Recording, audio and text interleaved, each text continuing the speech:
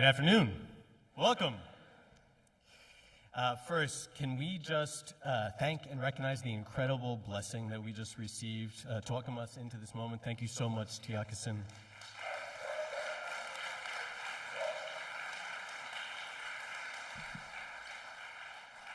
Thank you also to our opening choir, to Eltavius and Leah and Kristen for bringing us into this moment. My name is Alex Forrester. I have the immense joy of serving on the board of the Schumacher Center, and on behalf of the organizing co-conspirators of this Vunja Carnival and the board and team at the Schumacher Center, we want to welcome everyone here today and say thank you so much for being here. We want to also thank the Christopher Reynolds Foundation and everyone joining us around the world today via live stream. You are welcome here. Thank you so much. Now, if you weren't here with us yesterday, we've spent the past 24 hours dancing in the cracks, sitting with monsters, provocatively encountering what it means to face failure and even decay as part of the vibrant aliveness of this world of ours. You're in for a special treat today as we welcome world-class scholars and thinkers to join us for an extended meditation on these themes. It's particularly important that the context for these discussions is not merely in the realm of theory alone. The dedication that places like the Schumacher Center have maintained to questions of economics and politics makes for fertile soil for these topics and their urgent mattering in our world and time. In this place of intersection, we find the crux where the commons meets the undercommons. Amidst our many experiments with land reform, local currency, and alternative economics, we also come face to face with the politics and the poetics of fugitivity. It's in this realm of poetics that perhaps we find the great opportunity together. We want to live in a world where the beloved community becomes real, where it becomes possible. But we are still as yet too constrained by our imagination. Today, we are invited and provoked to break apart and expand our imagination for the realm of the possible, to welcome new forms and modalities for being in the world, not just for humans alone, but in cross-species, hybrid patterns of relationality and kinship that embrace animality and minerality, planetarity itself as partners and agents in the effort. So let us lose our way together today as we journey down by the Riverside and dream of a time, as the song goes, when we will study war no more. To lead us off in this journey, please join me in welcoming our organizer, facilitator, and guide for the day, Victoria Papa.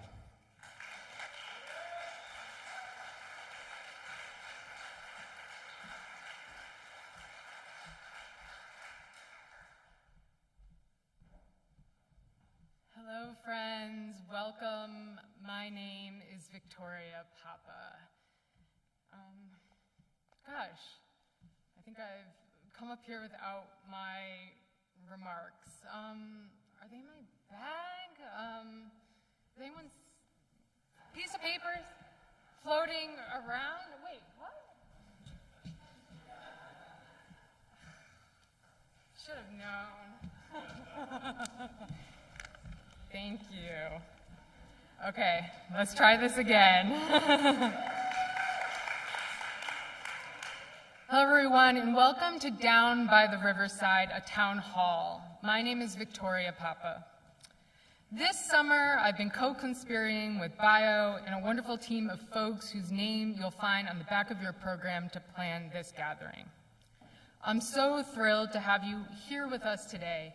Thank you to both our in-person audience and to our friends who are joining us online via live stream. In a few moments, I will welcome our esteemed convener of this event, Bayo Akomolafe, and our incredible invited speakers, Erin Manning, Nora Bateson, Orland Bishop, Resmaa Menakem, Saidya Hartman, Sara King, Tiokasun Ghosthorse, V, and Victoria Santos to the stage. But first, I'd like to tell you a little bit more about today's program, both its logistics and intentions. Let me start with the logistics. If you look at your paper program, you'll find a schedule of sessions. I'd like to draw your attention to a couple things. The first is that during session 1, which will function much like a plenary with our invited speakers on stage, we will be collecting questions from our in-person audience. We'll be handing out note cards and pencils in a moment, and you can pass these questions to the inner side of the aisles. We'll collect them at intermission. If you pose a question, it's important that you include your name on the note card and be prepared that you might be selected to join our speakers on stage during session 2. So yeah, that's right. We're asking audience members to join us on stage in the latter portion of this event, a few selected members of the audience. So again, if you pose a question, please include your name. Also, if at any time you'd like to take a break, please know that there's a room where you can do so to the left of the stage here through that hallway. All right, and so we'll take an intermission after the first session, and those are my housekeeping notes. Now I'd like to draw you into the orbit of the ideas and energies that have been guiding our planning of this town hall. Through a process of both construction and deconstruction, learning and unlearning, we have sought to create a container expansive enough to embrace the fluidity of co-inquiry. The town hall is an invitation to think together anew and participate in a subversion of conventional pedagogical and academic hierarchies, like those typically found in the classroom, lecture hall, symposium, and conference. Rather than reinforce top-down models of knowledge production, we hope to engage horizontal modes of co-inquiry, like those found in the sometimes boisterous, even riotous atmosphere of the town hall. Here we welcome the unexpected, the wayward. We invite a collapse of the all-too-easy binary formulation of questions versus answers. And we will invite some of you to join us and participate in this process directly. With the title Down by the Riverside, the town hall takes a musical cue from an African-American spiritual. The song by the same name was first recorded by the Fisk University Jubilee Quartet in 1920. And the town hall's title is also inspired by the nearby Housatonic River, W.E.B. Du Bois's river. Du Bois, writing of the Housatonic in 1930, reminds us that, quote, "The mountains exist for the river, and no matter how much one might climb their sides, they look back upon the river." Elsewhere, Bayo has invited us to dance with mountains. And here today, we welcome a spirit of fluidity in recognition of how we are being called to flow in unexpected ways, both exciting and strange. With the Housatonic a short walk away from our venue, St. James Place, we are almost literally meeting at the Riverside. Yet we gesture towards other figurative thresholds as well.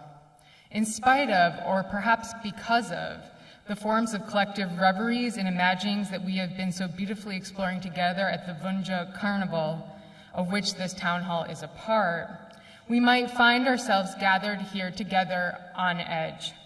For these are interesting times, as Bayo has said, ones that call us to notice the critical incapacities of politics as usual. The town hall convenes bodies at the ecotones of civilizational failure, lingers at the watery promises of the otherwise, and plays with stranger departure than justice so-called could possibly articulate. These pressures have been mounting for a long time. In fact, they are constitutive to a modern worlding project built upon the shaky architectures of imperialism and individualism.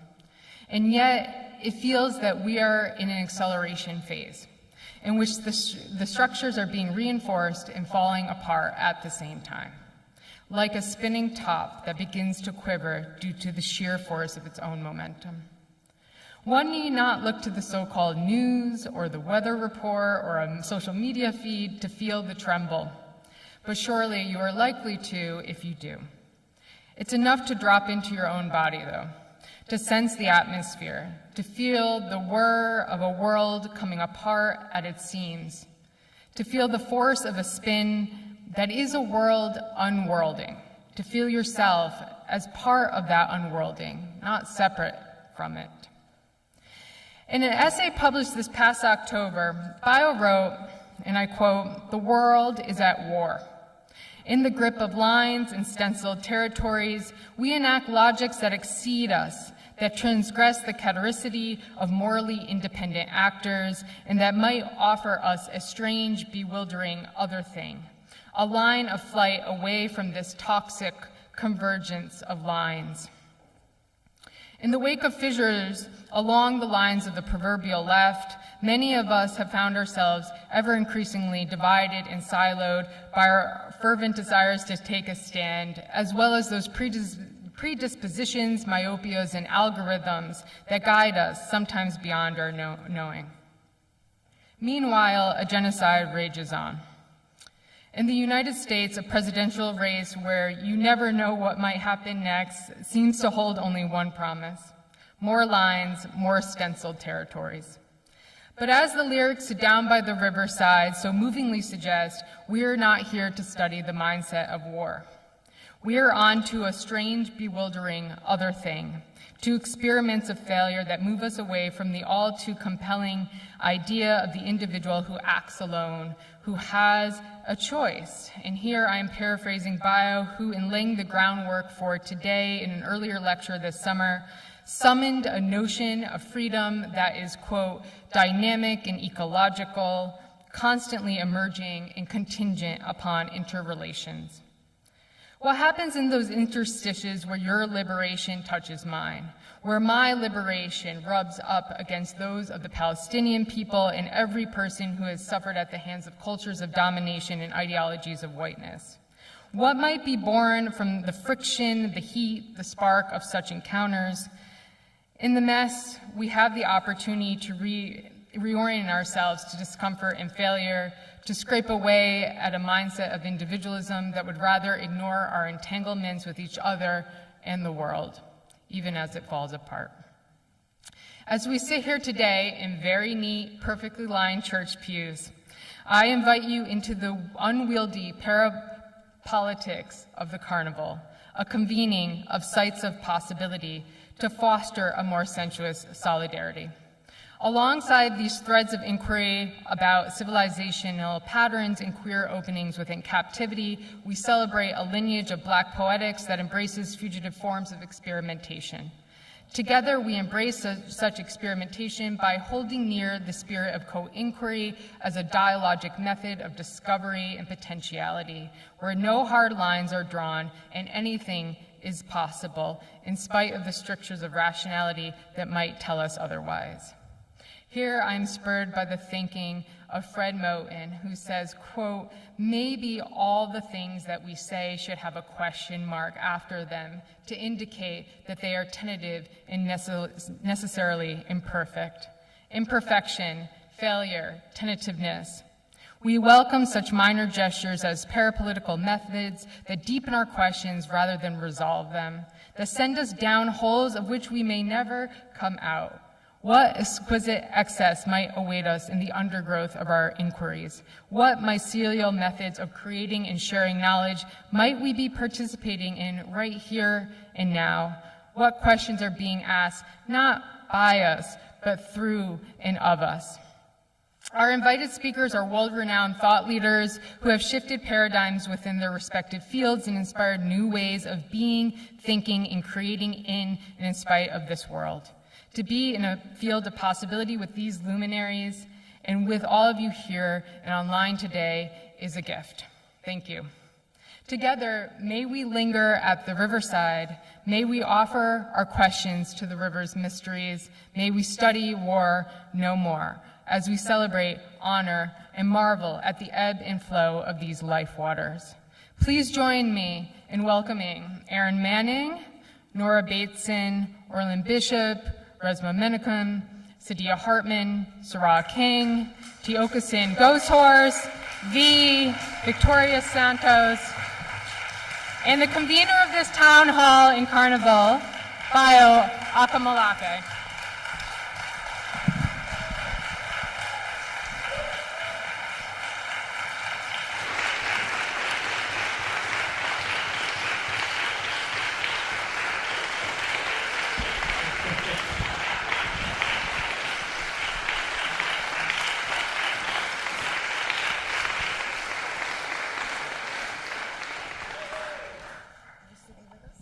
think so. Please, a round of applause for these folks again, one more time.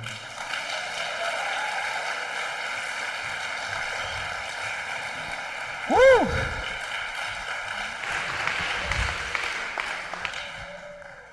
There's always space. We can find the space. Woo! Okay. I was listening to my dear sister Vicky, and the first words that came to my mind were, "Dearly beloved,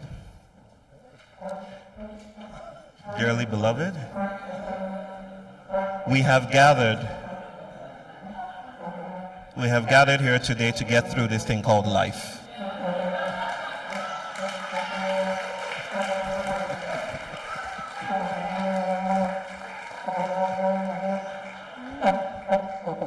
Yes.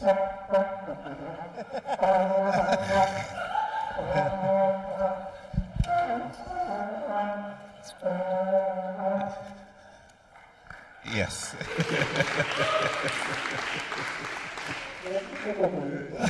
I hear you. You deserve this, brother. You deserve every bit of this. You started all of this stuff. You did this. It's back now. It's hard not to feel like a rock star when Vicky introduces us that way. For those of you who don't know the reference, I know I got a lot of education about Gen Z yesterday. So to all my Gen Z people, okay.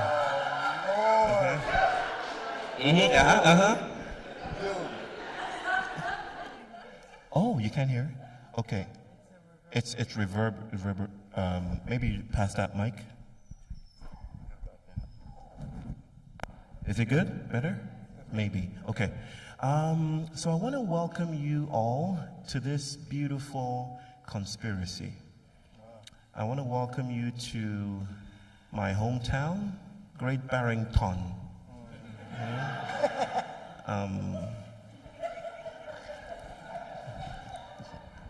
Maybe I have some explaining to do. It might be strange that a West African is introducing you to his village, here, Great Barrington. But I'll say a little bit about that, explain myself, why I feel this is my hometown, and I'm welcoming you all to my place, right? This is a place, a land we hike here, okay? We do a lot of hiking. We do a lot of hiking too. And there's hiking. There's a lot of hiking we do here. But I wanted to jokes aside, I want to share why this is important, why I feel this is my place. This is home in many senses. Along with some of my siblings here, and maybe some of you have made this pilgrimage. A couple of months ago, in December last year, I made a pilgrimage, especially with my sister down here, Victoria Santos, to Ghana, where I was with my two brothers and sister here, where I was at the burial place of W.E.B. Du Bois. And now I'm familiar. I'm a recovering psychologist and somewhat a philosopher of some kind. But I'm familiar with Du Bois's work. But at some other level, I feel I was spiritually enlisted, standing at that place, that threshold, looking at the place where this great couple, rest. And it feels like he sent me here. Uncle William sent me here. Like he said, go to my place of birth, go to the Housatonic River, and there's work for you to do there. So, in a sense, this is home. in many senses. But there's another more critical sense in which this feels like home. Now, I don't know if you know this, but on the African continent, there is the lowest point of the continent is called the Bodele Depression. How many of you have heard of the Bodele Depression? Okay, news. Write this down. It's the most desolate place on the planet. And it is the ghost of a huge lake that used to exist 7,000 years ago called Lake Mega Chad. Right? I know Chad means something else in these days, but this lake was called Lake Mega Chad. It was the largest lake. I think the largest lake in the world is the Caspian Sea right now, but it was the largest lake in the world then. It's now dry, almost dry. Every year, a gale of wind whips up some dust and carries this dust that is rich in nutrients and diatoms and carries it across the Atlantic Ocean, right? Some of it deposits in the ocean, across the ocean, and it goes to the Americas, it goes to Texas, it goes to Great Barrington, right? It goes to Brazil, it settles in the Amazon forest, and it actually fertilizes the world's lungs. We will not breathe today if it were not for this desolation, right? So when people say, where are you from? I'm not exactly sure how to answer that question, because Africa isn't a continent, it's a river, right? It's flowing. The edges are fluid. It's never still, okay? So I'm here, Great Barrington, wherever you're from, is my land, right? Right? The immigration officials may not agree, but they're not here right now. This is my land as well. And because I think of Africa as a river and not just a continent, I know the Americas. I know this land is a river as well. And maybe that's what brings us here. It's important in these days, these times of trouble, that we think like rivers, like we think with water. Not just about water, but we think like water. We think like rivers. Right? Maybe that's the reason why Langston Hughes, again, Langston Hughes, I feel one of his greatest descendants is my brother Orland Bishop here. He constantly quotes Langston Hughes. I have known rivers, right? The poem. Always doing that stuff.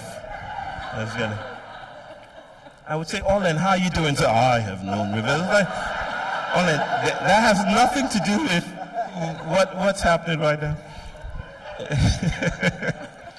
But Langston Hughes was right. He said, I have known rivers, ancient as the world and older than the blood that flows in human veins. I think the rivers that Langston Hughes, what he was referring to was blackness. But not blackness as a continent. Because there is that. There is the blackness that must fight for territory. There is the blackness that is caught up in settlement. There is the blackness that is rigid and stuck. I usually spell this blackness with a capital B. I'm not speaking about that one. I'm not speaking about the blackness that is overly pressured to think about the world in terms of identity. I'm speaking about the blackness that is older than time, the blackness that flows, the blackness that is in our veins, the blackness that is a river, the blackness that is the cosmos. That is the blackness that brings us here. And that is the blackness that occasions this strange politics that has gathered these siblings of mine and friends of mine to this strange conversation. That there is a time when people are pushed to the edges, when the continent has no longer room for bodies to stay. And when you come to the edge of a continent, the thing to do is to swim in the rivers. The continent no longer has room. And you know what I mean by continent? I'm speaking about settlement. I'm speaking about white modernity. I'm speaking about the ways we understand the world. It has no longer any room. There's no room. There's no creativity. There's no generativity. The thing to do now is to attend to the spirits, the disrupting forces, the wandering bodies, the strange vocations, the indifferent forces, the non-human forces, the more than human forces that are inexplicably absent but forcefully present simultaneously, like the spirits that are wandering this room right now, blasting noises in my ear. That's why we're here, to pay attention in these times of trouble to the fluid forces inviting us to lose our way. That's why we're here, people. Can I hear an amen or something? It's church, right? And since it's church we're in, I wanted us to start out with, so this is going to be, these are my friends, these are my people. There's no formality between them or between us. We high five, right? We do that? We're playful. So this is going to be a playful exploration. I thought we would start out with an exploration of failure, okay?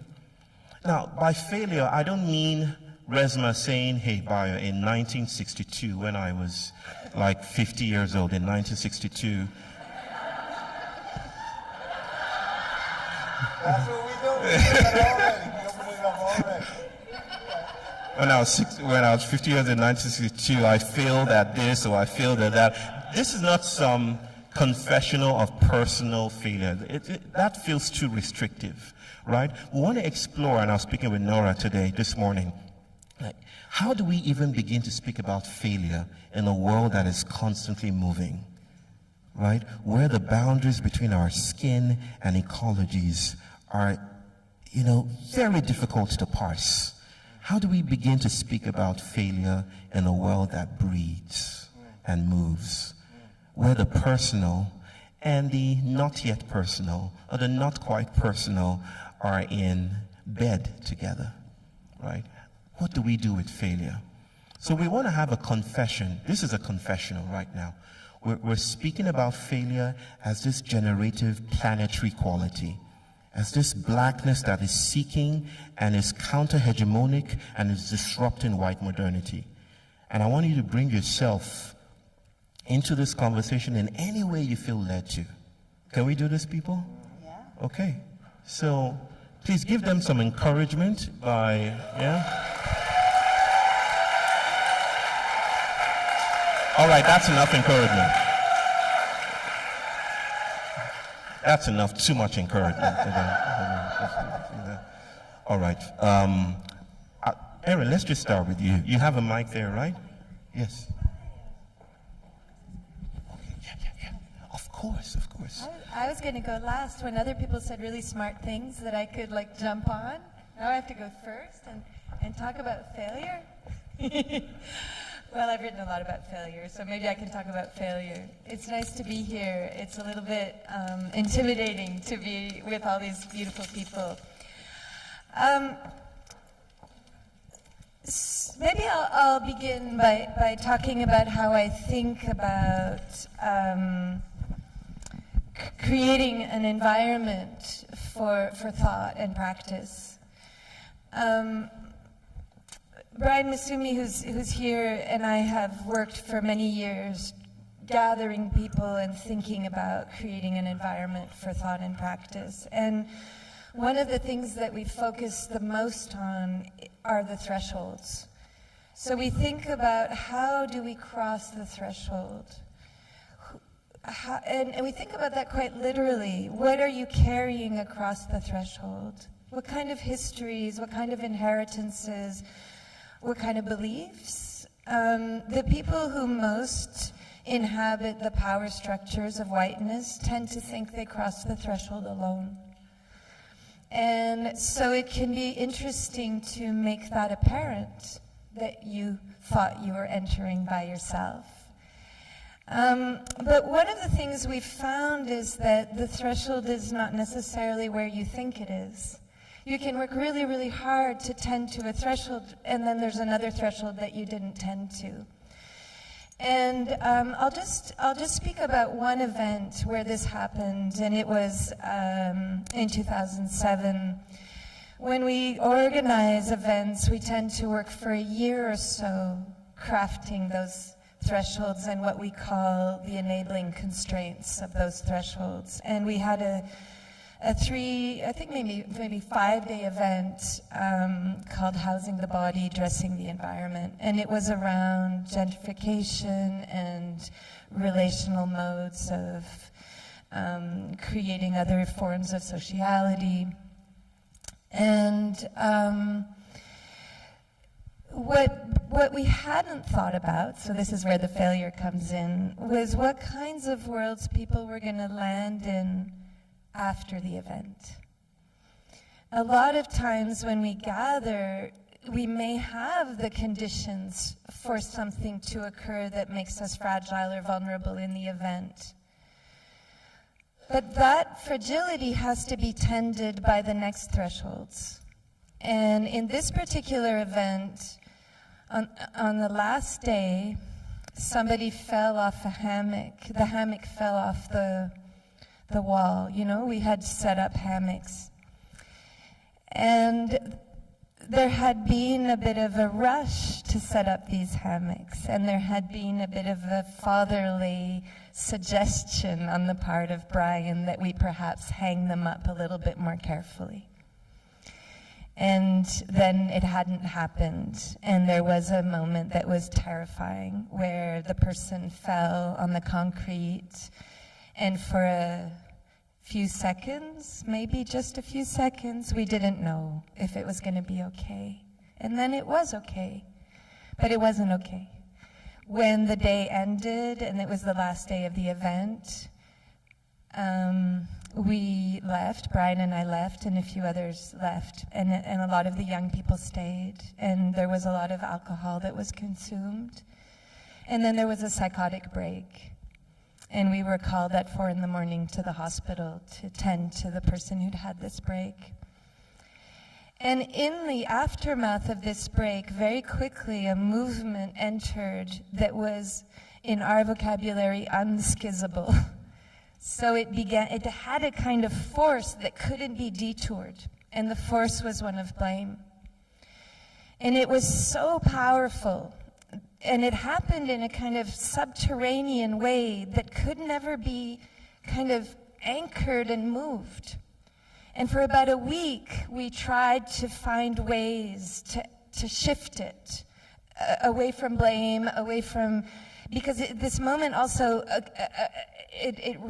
from the moment something rose up about other kinds of blame. I worked much harder on this event than you did, and I gave everything to this event, and you know, all of those ways in which blame works. And at the end of that week, at the time we were organizing a collective laboratory called Sense Lab, and at the end of the week I ended Sense Lab. Because I could see that there was nothing to be done except to cut. It was a very painful moment. At midnight the same day, a Brazilian collaborator started Sense Lab. And I became a participant in the events to follow. And it taught me that we can't actually direct the failure. So maybe I'll stop there.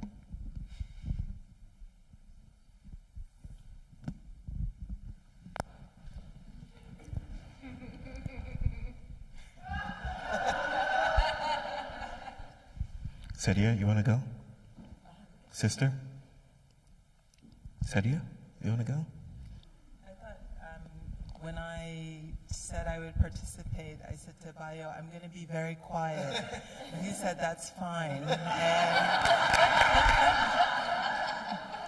And so, exactly, this is a calling me out. I mean, I think I would say maybe failure is constitutive of practice, right? That they're so tightly entangled that so many of my practices embrace failure to just keep on going, you know? And I think that there's this edge, this fold that people work, and I think of Du Bois working this, and at the end of his last autobiography, Du Bois wrote before, he says regarding the Black struggle in the US, "I don't think we can win." And then he opens up a question of practice. So how do you hold both those things?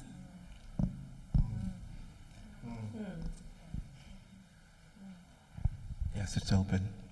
We can just, okay. Hello, everyone. I'm just really happy to be here with all of you. Thank you so much for coming and for your attention. You know, when we think about failure or the word failure, I feel like it's a developmental language, it's a developmental word, because very early in my life, I took on that word from what was externally placed upon me. And as a young Caribbean, Black woman, you know, I was already labeled a failure, right? In the schools, in the institutions which I interacted with. And so it's taken a lot of work to get rid of that label and to really find my way beyond the binary of success and failure, right? And so now I'm at a place in my life where I don't use that word because I see everything as an opportunity for learning and an opportunity for identifying and getting me closer to my divine being, right? And so that's really where I am with that word right now. Thank you.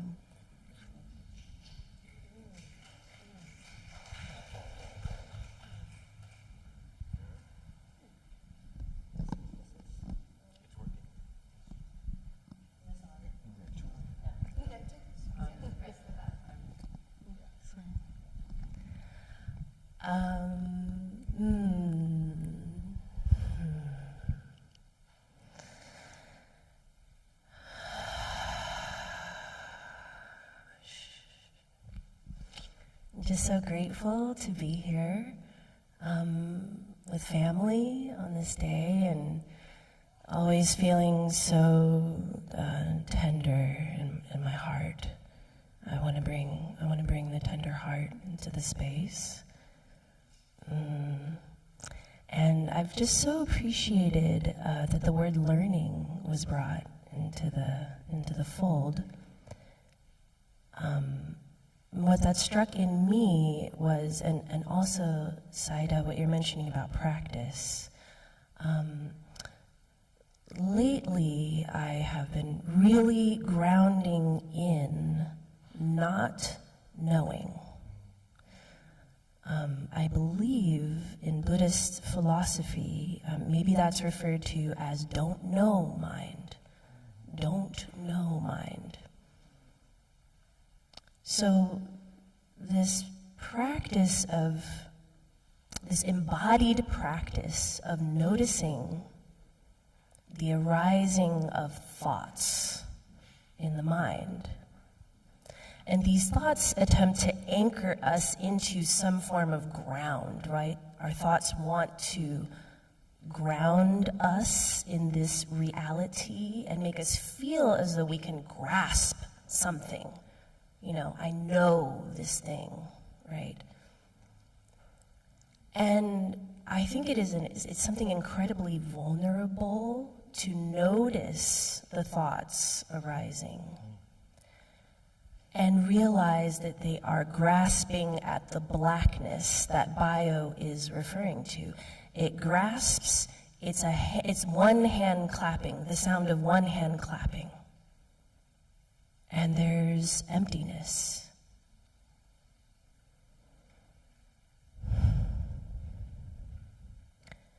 And in the space of that emptiness, I feel we can connect with so much grace for ourselves. The tenderness, the incredible vulnerability of not knowing and of existing in the unknown, don't know mind. That is an entry point, stepping a foot into the river, I feel. And I would say that in neuroscience, which is my field, we pride ourselves on saying we've got these brain scans, right? We got these zillion-dollar machines, right? And we're gonna show you these extraordinary pictures, right? That's gonna show you what we know about the brain, about consciousness, right? About how the physiology of the body works. And what I was saying to my brother Resmaa, this realization that I have had after 25 years in academia is, and the best neuroscientists out there will tell you this is the hot secret. There is no such thing as an objective measurement of anything.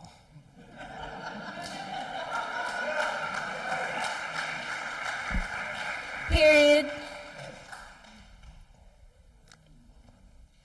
And so if that is the case, when we're talking about measuring things like measuring, right, the data, when we're talking about measuring things like emotions, feelings, thoughts, sensations, whatever, what have you, for real, we do not know. We don't know where an emotion comes from. We don't know where a thought comes from. It's a great big shrug.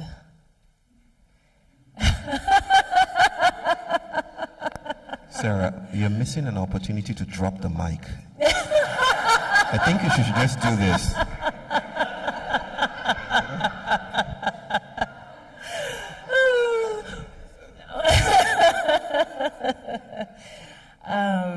So, yeah, I think that I'm resting in a state of absolutely gorgeous crisis.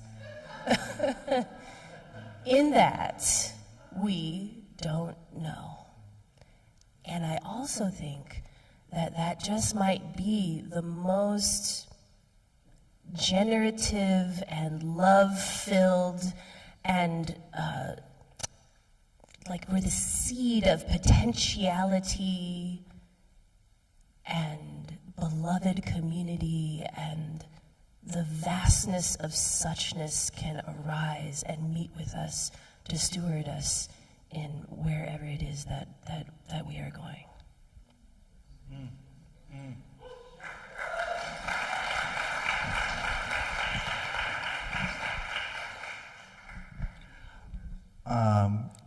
The first thing I want to say is Bayo is actually older than me.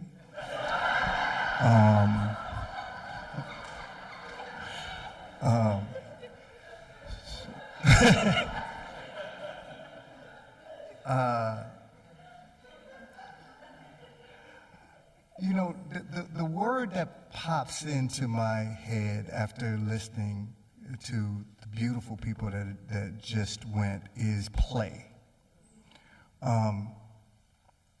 And that when Bayo said like the weight, so you guys are going to meander with me now. So anybody that knows me knows that I'm a meanderer, right? I move around, so it might make sense at the end and not might make sense at the end. So we don't know. Exactly. We don't know. So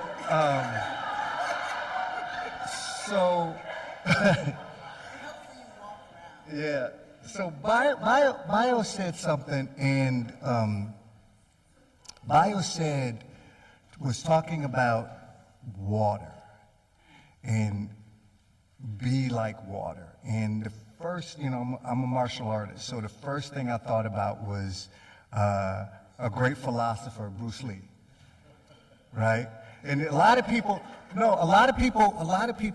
think that what he brought to the world was the martial arts. What people don't really realize is that he was actually a philosopher. Like if you read his stuff and how he was trying to move with stuff and how he was playing, like literally playing with form and function.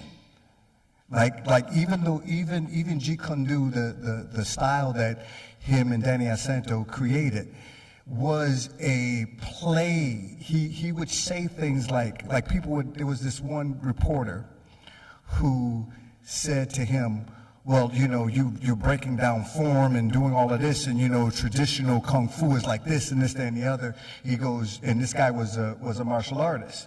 And the guy goes, what would you do if I did this? Right? And he said this thing that, you know, if I did this, what would you do? Bruce Lee, without missing a beat, said, I don't know, do it.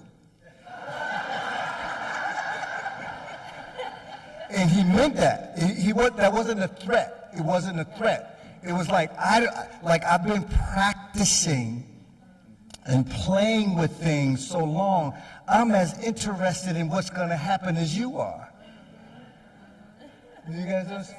So I'm thinking about this idea of blackness as practice and playing and invitation, and how the idea of blackness is a principle of emergence that avoids capture.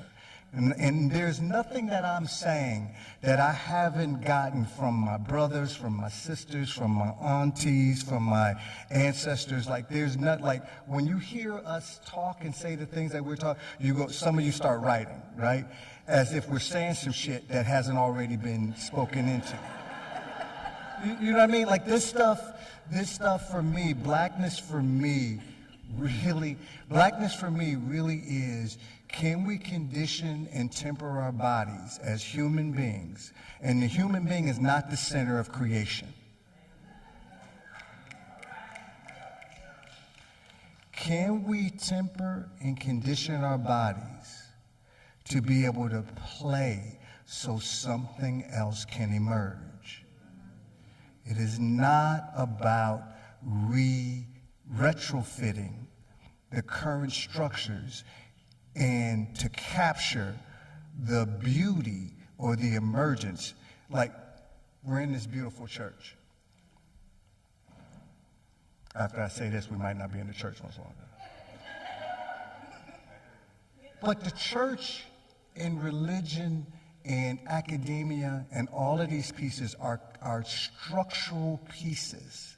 They structure, they have rules, they have understandings, they have ways of moving. And when you start to play with blackness the way that we're trying to play with blackness, and then you take those planes and try and retrofit it into a construct, you have to kill parts of the emergence in order for it to stay inside of it. And we get so enamored with retrofitting what could be into yoga.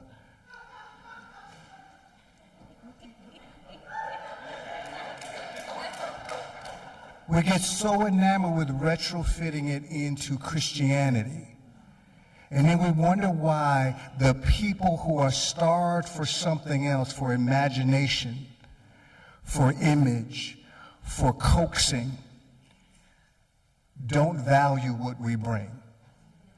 But because as being tied to creation, we have a sense of when something is trying to capture us again. When something's trying to capture us again, even if we can't articulate it, we have a sense of it. And so I really want us to not come to these things that we do, and I love when we do it, like, if only just to see you again. I love being here with you. I love being here with my brothers. I love being here with all of y'all. Like, but sometimes we come to these things and then we retrofit it and we capture it again.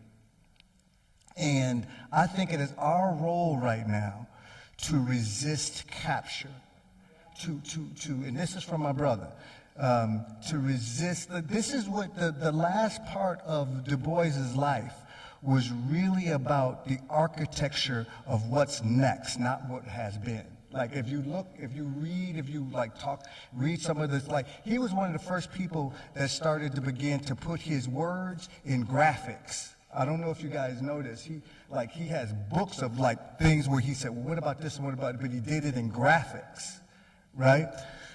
And design.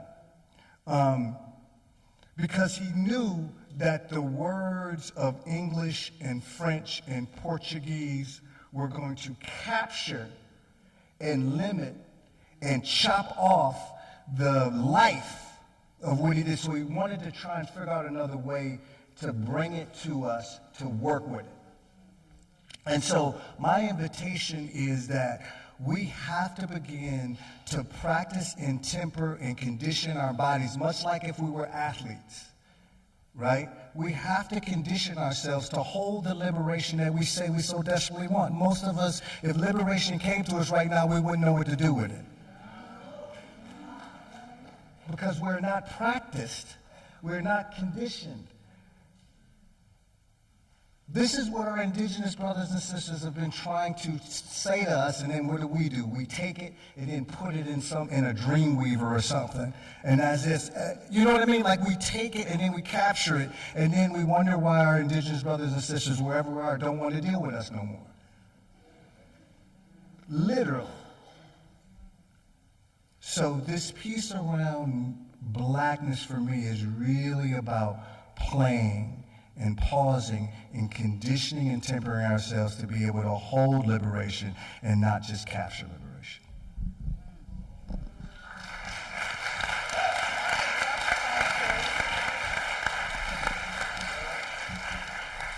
Thank you for that.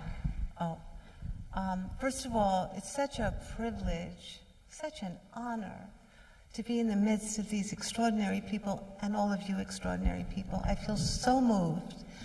I really love what you're talking about, capture. For me, so much of everything is in the body. It's in the body. And my whole life in movements has been about, where am I caught? Where am I caught? Where did patriarchy catch me? And I've been caught all over. I've been caught all over. This journey's been about liberating muscles and liberating cells and liberating tumors that gather, right? And one of the reasons I believe in dance is you can't capture it. You can't capture it. And in a way, it's taught me how to think like dance. And I want to tell a really funny story. When we first started our movement, 1 Billion Rising, which was a notion that women and men would just rise and dance on a particular day to just shake off the shackles of patriarchy and racism and colonialism, and just shake them off, right? I was going around the world and just kind of inspiring people to join us. And I got invited onto this show in Britain called Hard Talk. Need I say more? Yes, right. And during the show, the man leaned forward and he said, "Tell me, Miss Ensler, what does dancing do?" And I started to laugh, and I couldn't stop laughing. I couldn't stop laughing. I said, "Did you really ask me that question? What doesn't it do? And why are we doing? Why aren't we in the dance? Why aren't we shaking it off? Why aren't we moving towards liberation?" Of course, he had no idea what I was talking about. But I feel for me right now, the work is to look at, where am I captured? And I always know it in my body. Like we were talking about this earlier. Where is the trauma? Where is the past? Where is the patriarchal story that's been ruling me, ruling us for all these thousands of years? Where is it in my body? And I just want to say one last thing. For years and years and years, I believed that my father, and I related to what you said a lot, who raped me, who beat me, who tortured me. I dreamed and dreamed and dreamed he would apologize to me. I dreamed in his old age, the wisdom would awaken and he'd drop to his knees and the door would open, and it didn't happen. And then he was dead for 31 years, and I would go to the mailbox dreaming that he would send me an apology from the realm, and it didn't arrive. And then one day I went, no. I need to write his apology to me. I need to climb into my father, because my father is in me, and every perpetrator and predator and lives inside us. They got in us. They are in us. And my job was to climb into my father and find out why he did what he did to me. Because if I could do that, I could free him and I could free me, and he could be a free ancestor. And for 9 months, I lived in my father. It was agony. I hated him. I didn't want to know his pain. I didn't want to know why he did what he did, but I wanted to know. And I wanted to, and it was this back and forth. And at the end, the last line of the book is, "Old man, be gone." And I saw him go. And I know he's in a good realm now, a better realm. But what happened is I realized I have been caught in my father's narrative my whole life. I was against him, I was arguing with him, I was showing him, I was proving to him. It was his story. I was caught in his story. And now I'm in my story. And we can all get in our story. But part of it is knowing where we are captured, feeling where we, and it's in your body. You can find it in your body. And then you need to go in and find out what is the capture.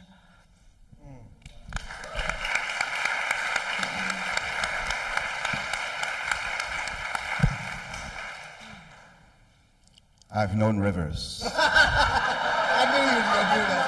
I knew he was going to do that. We've been circling this future that we're here hosting for a long time. I just had to do that, Brother Bayo. But it's true, I've known Rivers, really.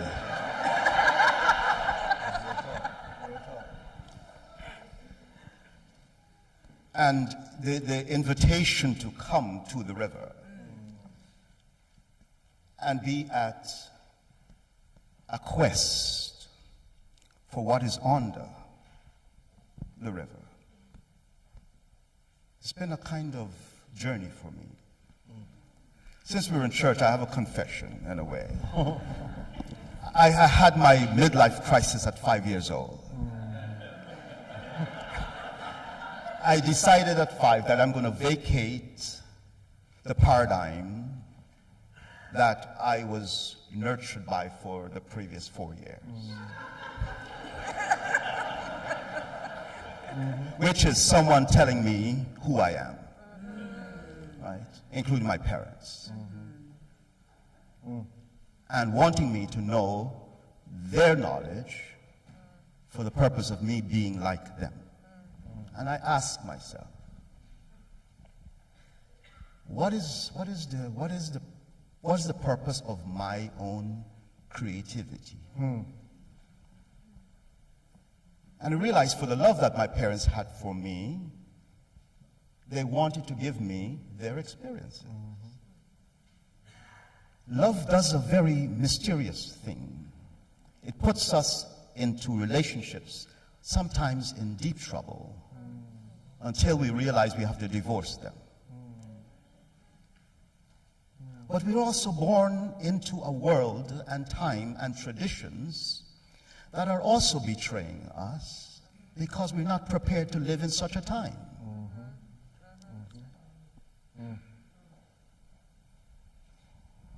We were born into the failure. Come on. Right? And it's not anyone's fault. The age is to awaken in those who are choosing to feel alive. And there's a way to feel alive, like the dance. But it's also the fact that if we are falling, the advice from Carl Jung is to dive. Right? Dive into the despair, not let it just drag you down. There are certain currents, like in the rivers. If you know in a riptide, you don't fight against it. You let it take you where it goes and come up.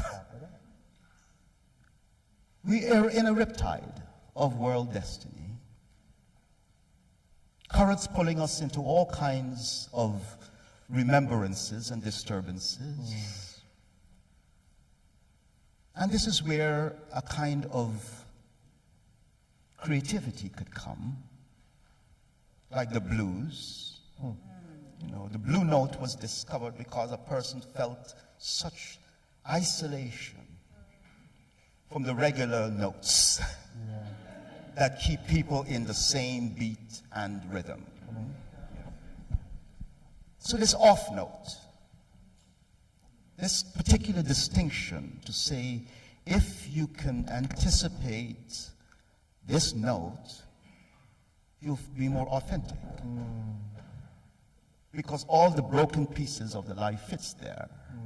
It answers the depression. And then we get to jazz.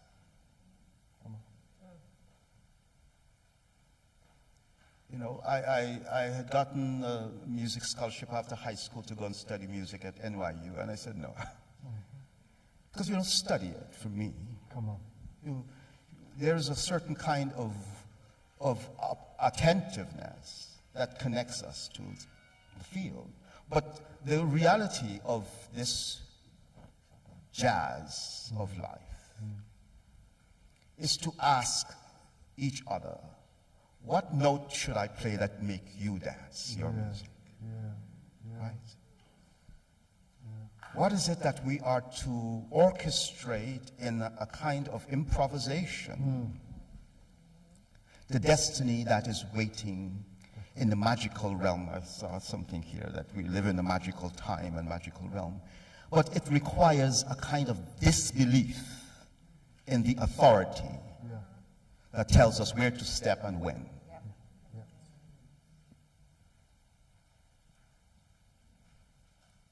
I've lived without authorities for a long time. Not that I don't honor those who are in authority for the work that they're doing.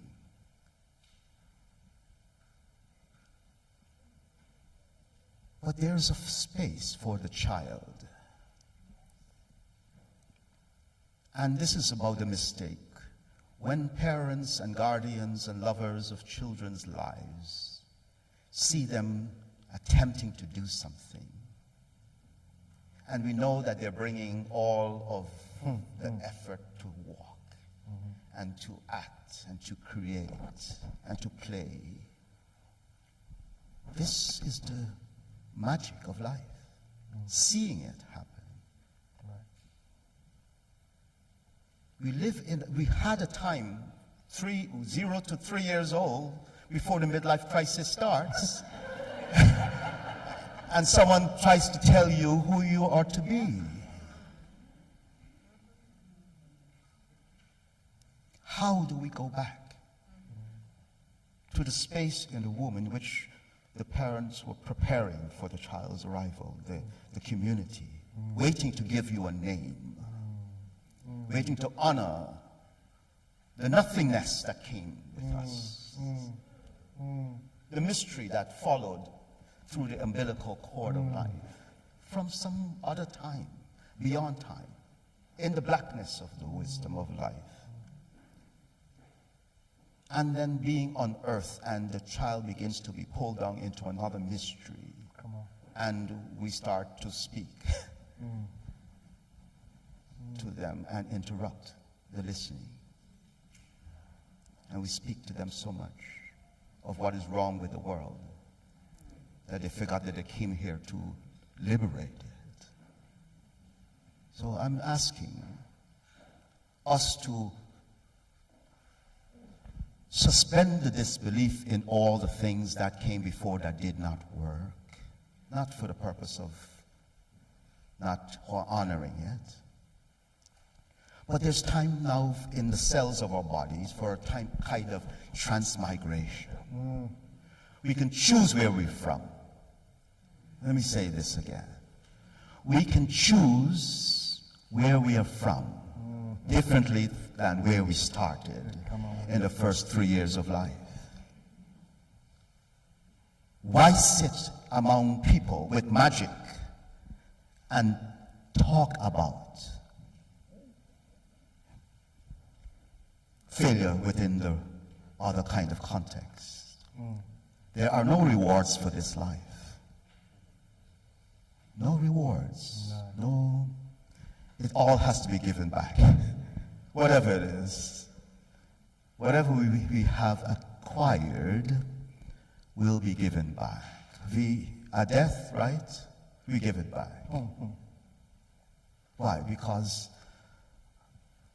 the ancestors don't want to see us bringing stuff into their world. Like, that stuff you didn't work it out before you came here. Go back, reincarnate, come back when you can sing and dance. That's what we do here. So thank you.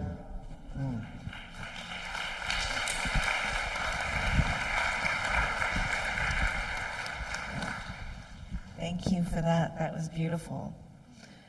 And it made me think for a moment about being a mother. And knowing that my children will fall in love. And knowing that their hearts will be broken, that they will experience heartbreak. And there's no way that you can stop that. You shouldn't stop that. But you want to stop that. And what comes up for me in that is so much of what has been brought up here, from improvisation to letting the dead go, to questions around blame, really, and the practice, the unknown, the river. And I guess when I was talking to Victoria before this session, I was asking, like, can a river fail?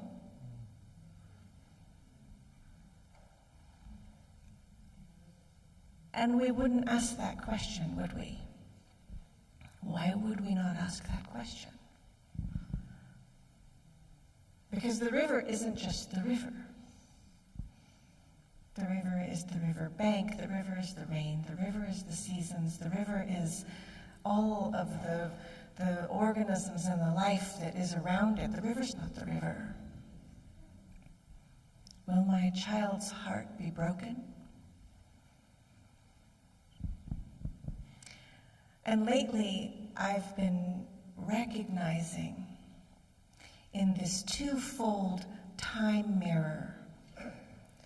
My mother just died a couple of months ago, and I went through something similar to what you're talking about, V, of realizing it's no good for her and it's no good for me if we don't work this out. And how, since she couldn't set her demons free, how do I do it for her? They're not my demons, and I certainly don't want to carry them. But how do I set her demons free? Because when she left her body, she moved into the everywhereness, which means there's no getting away from her.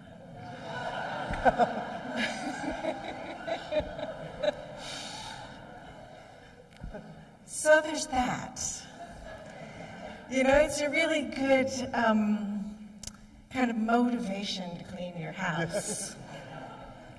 So I cleaned my house, and it took me years, and it was beautiful. And there was one moment where after dinner we were sitting together and we started down the road. Oh, the road, oh, the road. You weren't there, you did this, na, na, na, na, na, na.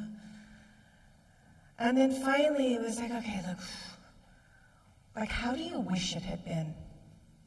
What do you wish you had done? And when you say what you wish you had done, what I hear is what you learned.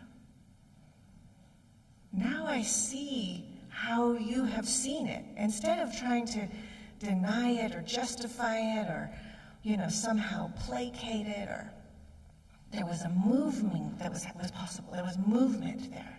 There was an ecology that could start, and it was life happening. We began to improvise. We began to play. The thing that we were talking about did not happen, but in our beginning to wish that they had, something could heal. Not everything, but something.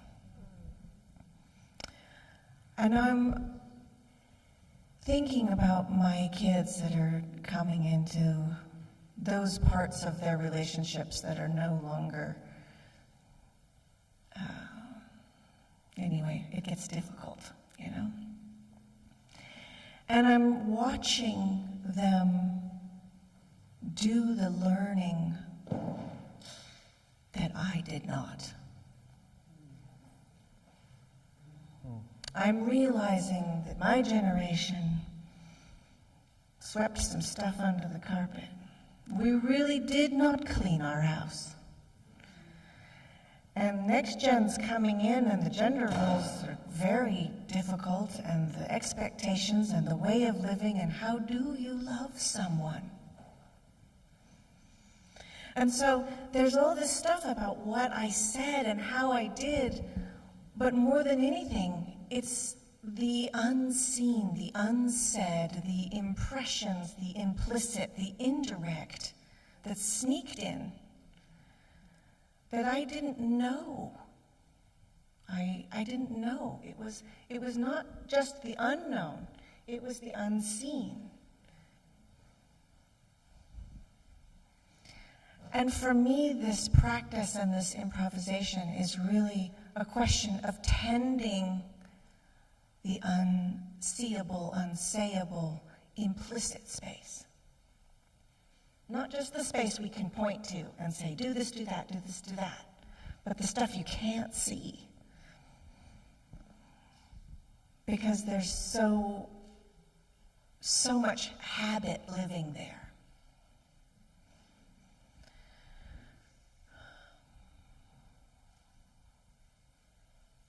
Working with a lot of folks in ecology and asking that question about the river. Can a river fail? And a river can't fail because all of those different aspects of the whole ecology are improvising together.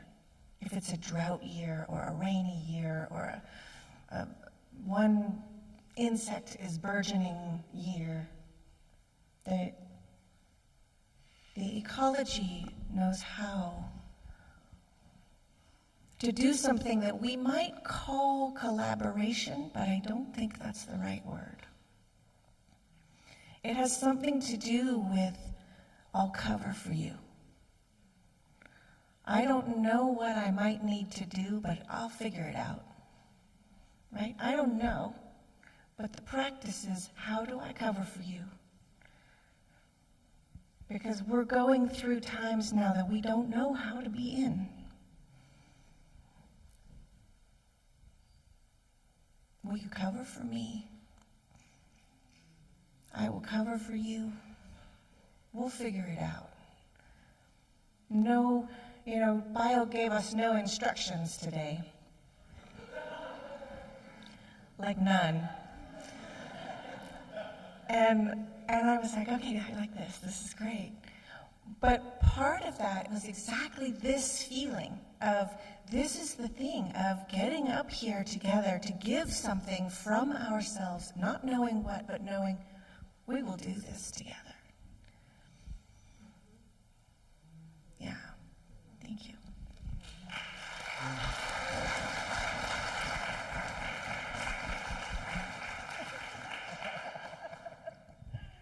Last but not least. This one.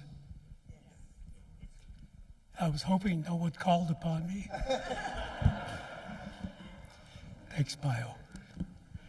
I'd like to take all this energy of all what we said and send it out to those who are listening, or those who can afford to be here, and let them have it. I was taught that no message should be bigger than Mother Earth.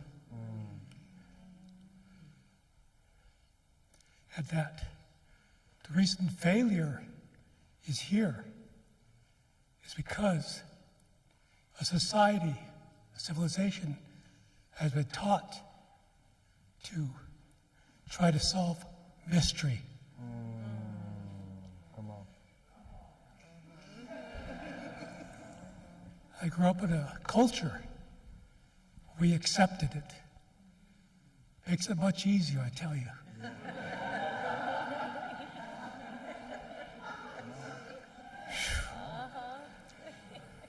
So these have to go deep into the heart. They're non-conceptual. Okay? So I'm going to get a little serious here, and usually I'll speak my language. Is that okay too? So that it makes me feel comfortable to speak this language. So just a little bit here. Habitakapi chate washtena pechus apielo. Lei uki piki hohe washtelo. Tiokasi oyate tokae wichakie. I want to thank you for being here. My name actually, Oyate Tokahe Wichakie, means he who puts others before himself. And it worked out that way.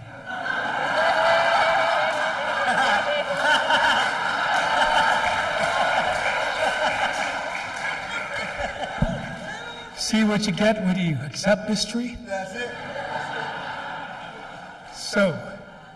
So on this more serious side, failure, a word that doesn't exist in my culture, my language. Think about that. Feel about that.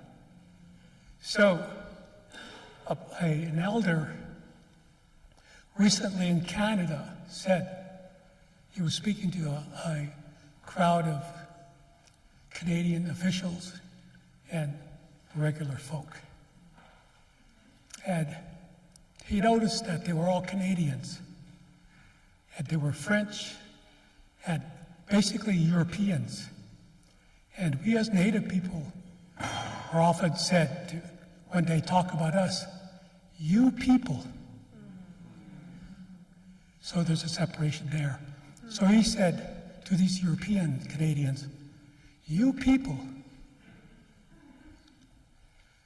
He said, we saw you come. It was so nice. We invited you here. We saw you bring your religions here.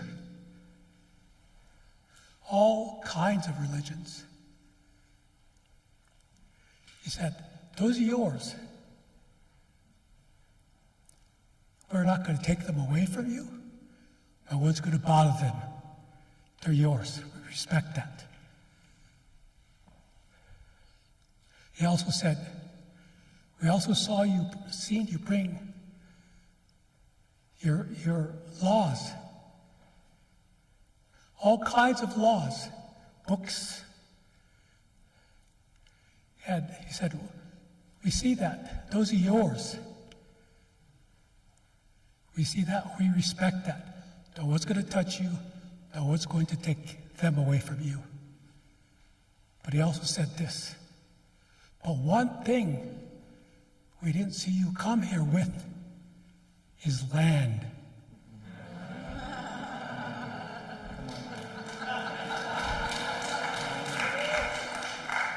And so, when you talk about failure, to know the land, to live with the land, to become environmentalists with those books, with those religions of dogma, they don't fit this land. Come on. They will not ever. Because that experience of who we are with the land, not on the land. So, under these laws, we have failed as Native people, and so have you. You have to go deeper than this. Really think about this. How, when, where, and why? Because obviously humans do not have answers. If we were so smart, we wouldn't talk about ourselves first. So the intelligence comes from Earth. We have lost contact. We have lost relationship. So it's necessary to include, as we do.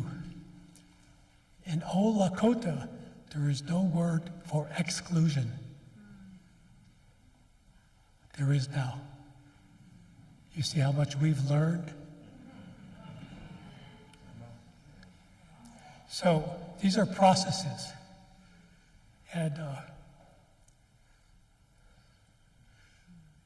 those laws, those religions, we often say back home, we were free before freedom was given to us. We say that too. So you have to understand that. Know it in your heart, start living it, don't use it, don't practice it, starting to live with it. So living with Earth, peace with Earth, not peace on Earth. So I'm just going to give that to you, and thank you for listening to all this, not wisdom at all. No one said anything wise here, ever. We all said common sense. Oka.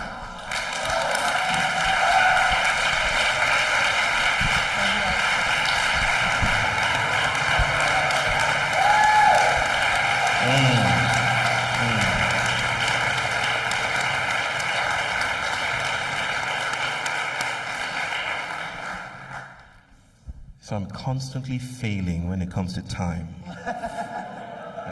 I'm just gonna, how are we doing? How are we doing? Can I just go around again one more time? Just for them to offer a word of prophecy, you know? And by prophecy, folks, I don't mean like in the future, 2050, something like, I don't mean that. Prophecy is, for me, a convening of time in a different way.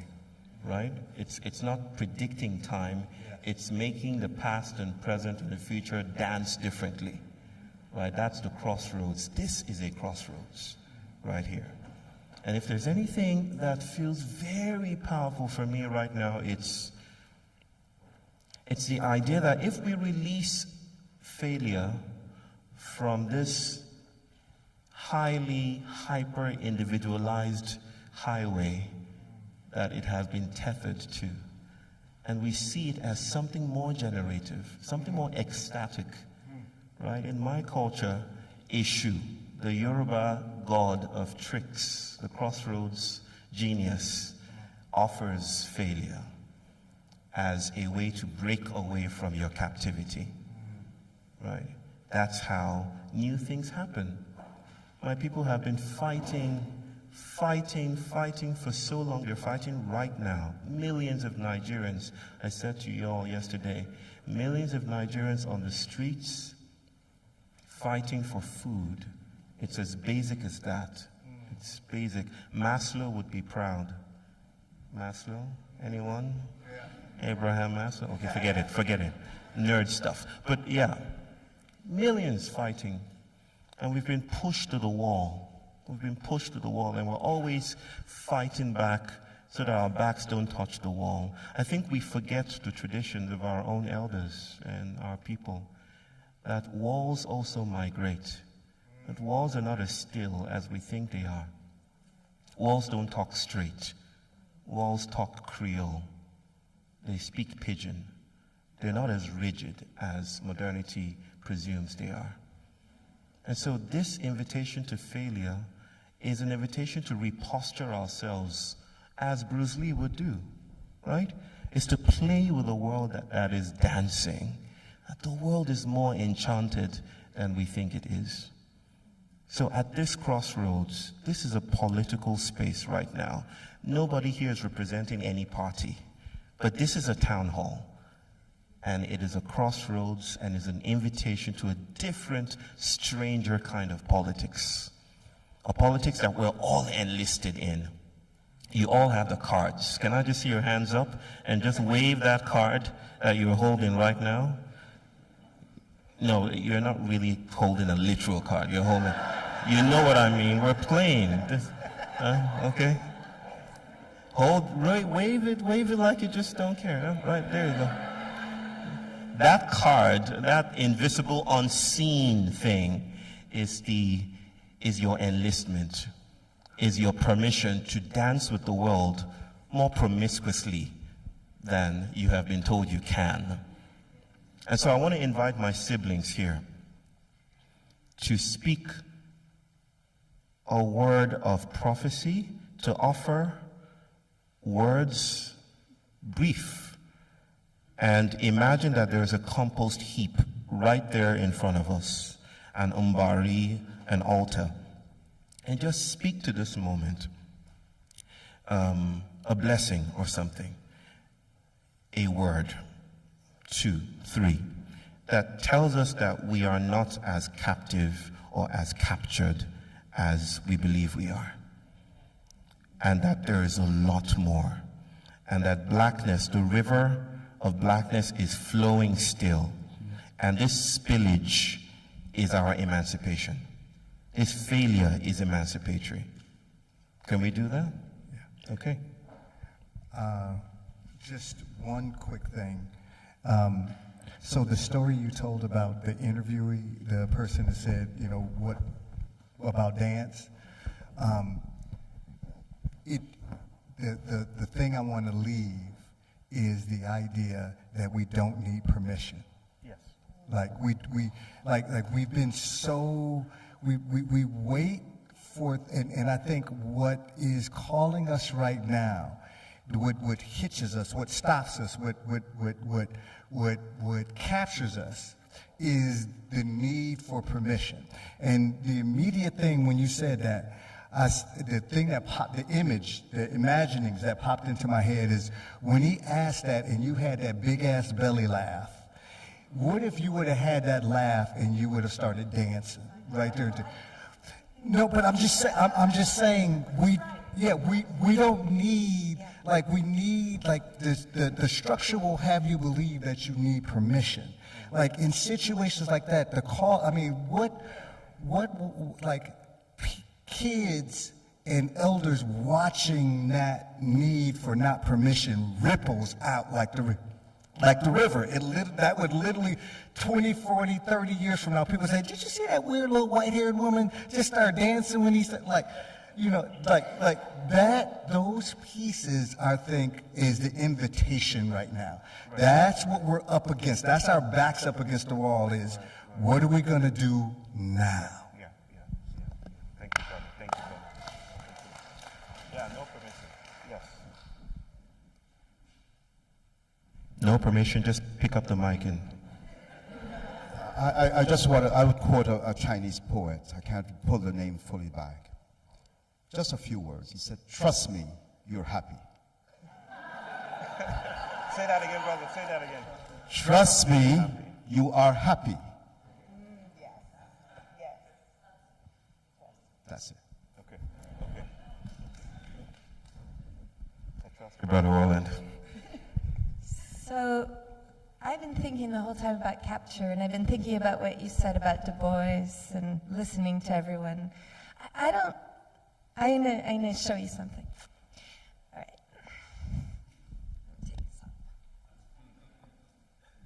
I'm a dancer. How could I not get up, you know? So, no matter what I do, gravity's going to capture me. There's really nothing I can do. I mean, Simone Biles maybe, but there's really nothing I can do without gravity capturing. And I don't think capture has to be a bad thing. In fact, I don't think there would be any process in the world if there weren't capture. Because the only way we know process is if it redirects. And the only way redirection happens is through a certain mode of capture. And failure is just one kind of capture. I don't actually think failure is a bad thing. I think what failure demonstrates is how much we yearn for institutions. And by that I mean things to continue the way they are. And it hurts when they don't continue the way they are if you thought the way they were going was good. So maybe one of the things that I've heard is that it's about a deviation on what we understand capture to be. And one of the most amplified forms of capture is the idea that we are central to the world, that the human is the way that the world story is told. So maybe I'll just leave with a story I've told so many times, but I think people can relate to it. So it's about Brian, actually. When our son was little, I don't know how old he was, 2, 3, he fell. And when Brian said to him, "Where does it hurt?" he pointed to the earth. And when we take the child and say, "Show me your knee," we teach the children to look at themselves. And so I think that's what I'd like to leave with.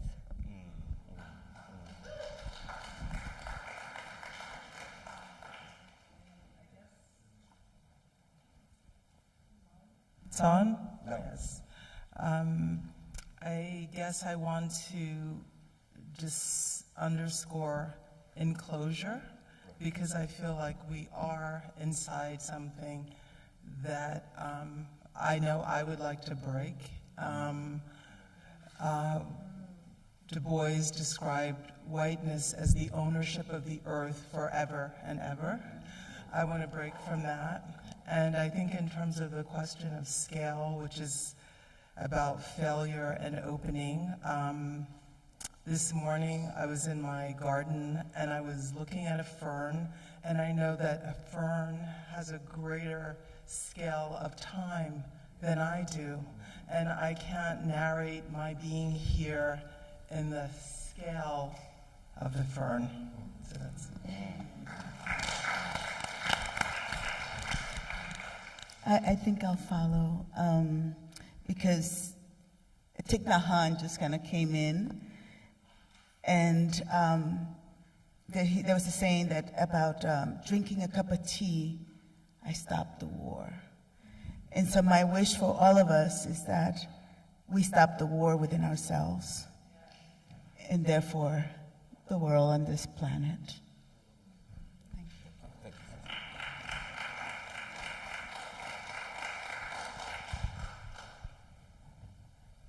Take your time. Sister, you want to say? Nora?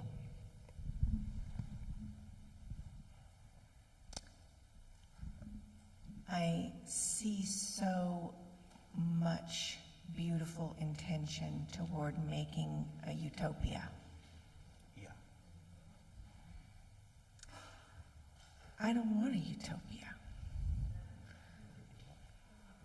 I'm really worried that the utopia is a renovation.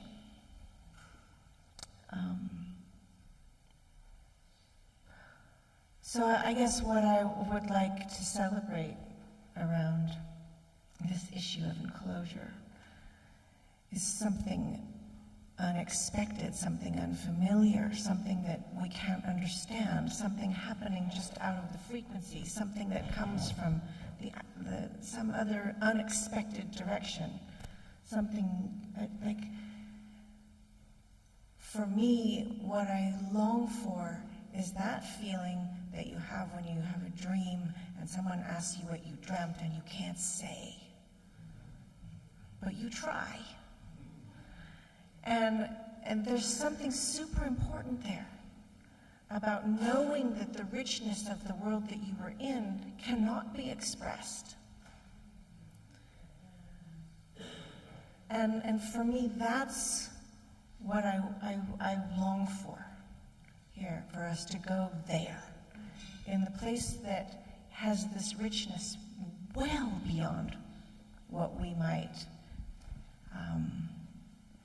put into words, something beyond words, unfamiliar. Yeah, thank you.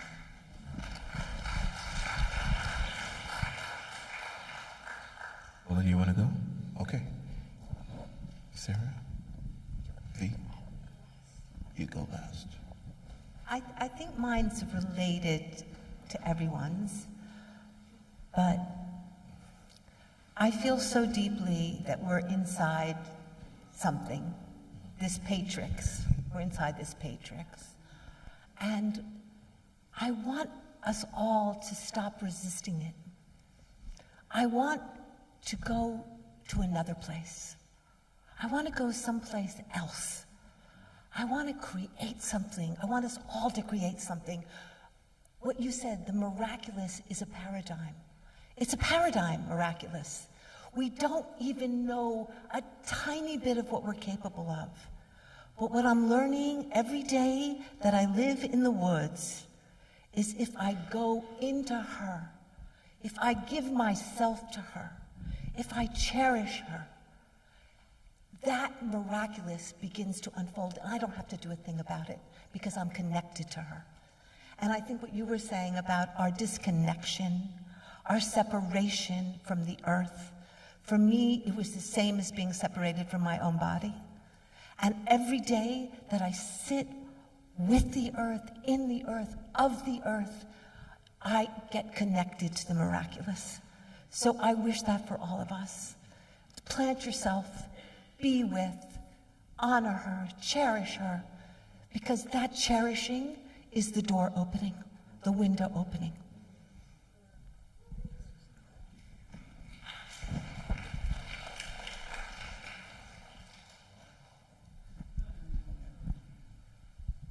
I forgot the question. I have no idea what it is, too. A blessing, brother. So the compost. Compost.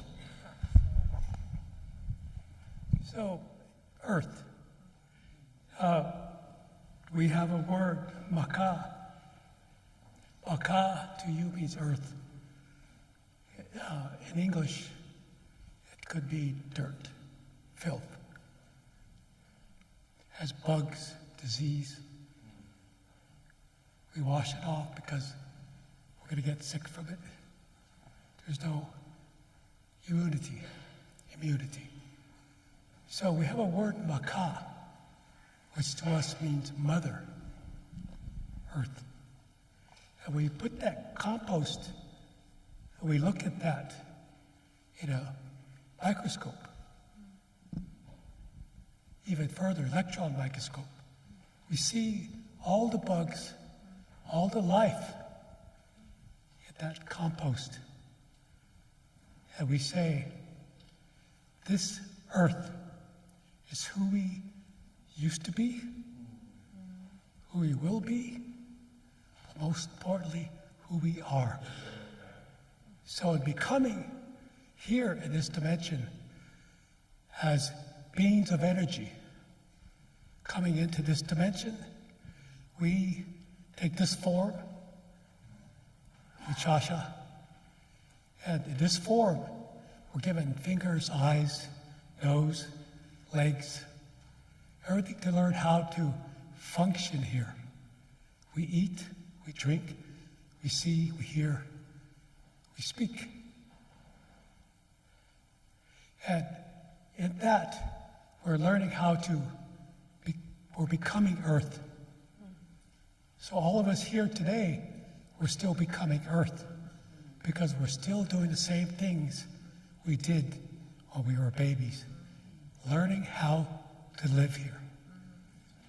And for those of us who are older, have reached another dimension, we will be becoming earth. We are still becoming earth. There's no end. And so I present it this way. America, north, south. Our mindset is America. It's a compost. We saw America come. And this is not hope, not a wish, not a prediction. It's, we saw also that America would go. And there will be human beings who know Earth. And they will be here. There will not be the same system that made America come and go. So when I think of compost, I think, wow, this is richness. This is who we are. We need to go deep with that, deeper beyond our concepts. So I'll leave that with you. Thanks.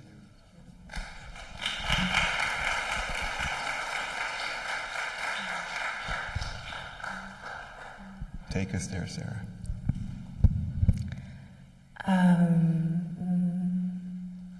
Well, this one's a bit echoey, actually. Try this one instead, yeah. So I would love to give thanks for the altar that has been created in this space. I would love to give thanks for the transcendence out of time that this moment together is. And I would love to invite all of us to notice how this collective altar is landing in our bodies. Maybe we might even take a moment and feel, notice, how are your feet meeting with the earth? How are they meeting with her? How are your shoulders? How's your belly? And notice the breath. If it feels right, if it feels supportive, if it feels loving, let us all notice that we're collectively breathing the same air. Notice the drumbeat of the heart.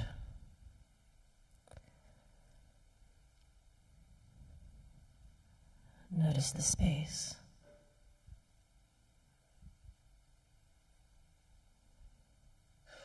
And I don't have more words, but I would love to offer sound. And the sound is a prayer.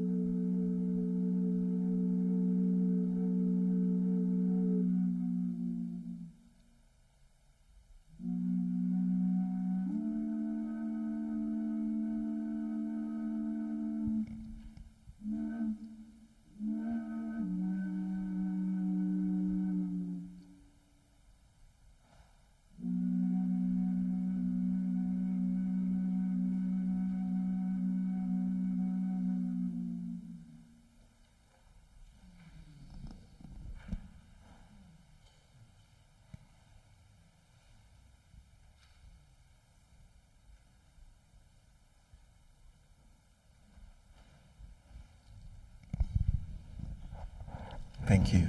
Thank you, sister. Please, let's put our hands together for her. I will also add a word, a sentence. They're from the wonderful Octavia Butler. Tenderly paraphrased, that there is nothing new under the sun, but there are other suns. Okay, that's it, folks. We have a break. Please put your hands together for my friends.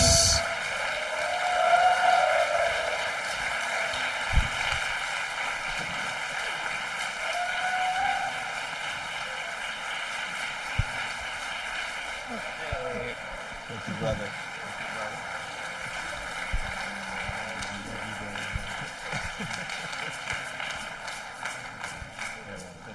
Thank you so much for being here. Vicky? Yeah. Please join us for an intermission and a reception in the hall.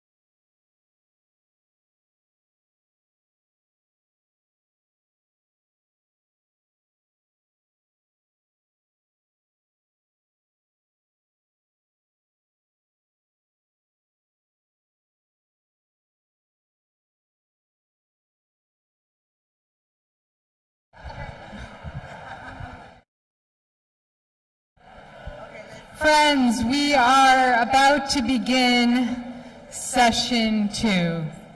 Sorry. But first,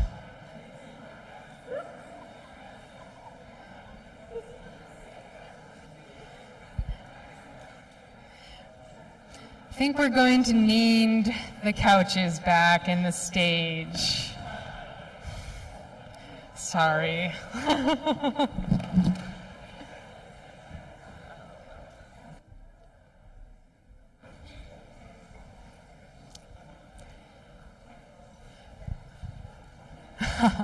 We had so many amazing questions come in.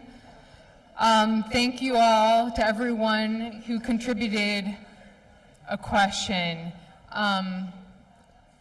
We will be passing those questions along to Bayo, and I just want to share that in case your question, because we only have 3 here that have been selected. If it hasn't been selected, I want you to know that we will be sharing all of them with Bayo.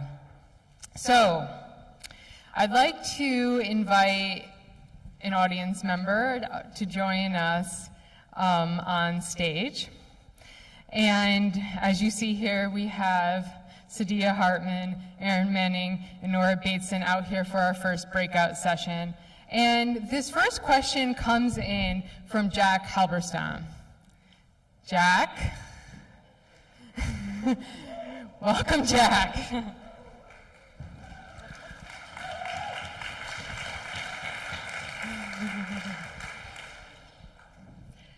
Jack asks, can we embrace failure, i.e. the refusal of current logics of success in winning, without destroying the systems that have defined failure? If not, how do we break and destroy the systems that hold us in place, like family, church, school, government? So.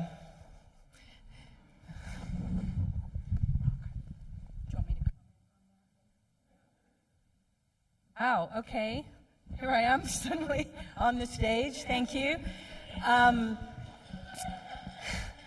appreciate the whole experience here. I wrote a little book on failure called The Queer Art of Failure, so thank you.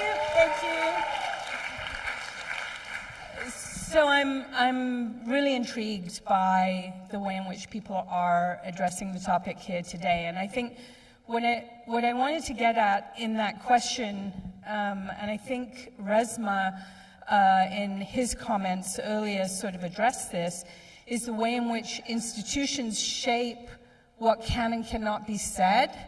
And he was implying that sometimes when we enter into a space with a particular practice, the practice gets broken by the space rather than the space being broken by the practice. And that's what I thought we could, potentially usefully discuss. And we may all have lots of positive feelings about family, church, government, and so on. But these are some of the systems that have determined this logic of success and failure that continues to regulate us and rule us and govern us. So I'm super interested, and I think, Saidya, you said something similar at the end of the last session. I'm interested in how we can break these institutions rather than just keep repeating the logics of them, even as we try to contest them.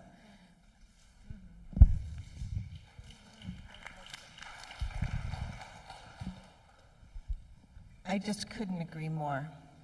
And I'm so happy that you brought this question in, because I think the trickiness of the logic of the post-industrial era that has steeped into the institutions and through them is that it goes unnoticed. And I see so many people really earnestly trying to make change, but instead they're actually perpetuating the same systems that they hope to be changing. So one of the examples of this that is really close to home, so for me, one of the things that I see is that a lot of these issues that appear to be in structural, global, societal frames are actually very intimate. And the shift that happens is also very intimate. How that reflects in terms of law, in terms of policy, in terms of that sort of stuff is another kind of question. But one question that I have taken to asking people is, how would you raise your children differently if you knew they weren't leaving home? That they weren't leaving home? Yikes. Right? It's a yikes question, because you know what we have when you start to see in some countries, not all, in some cultures, not all, is the kids who don't leave home get labeled as failure to launch. Okay? And there is a whole world of very subtle communication that is about when you live on your own, when you have your home, when you have your partner, when you go away, when you go to college, when you have to pay your bills, when you have to buy your underwear, right? And all of that individuation is actually part of what the school is then implementing, what the hospitals implement, what this whole idea of individuation. And not in the big, beautiful sense of individuation, but in the contracted sense of it.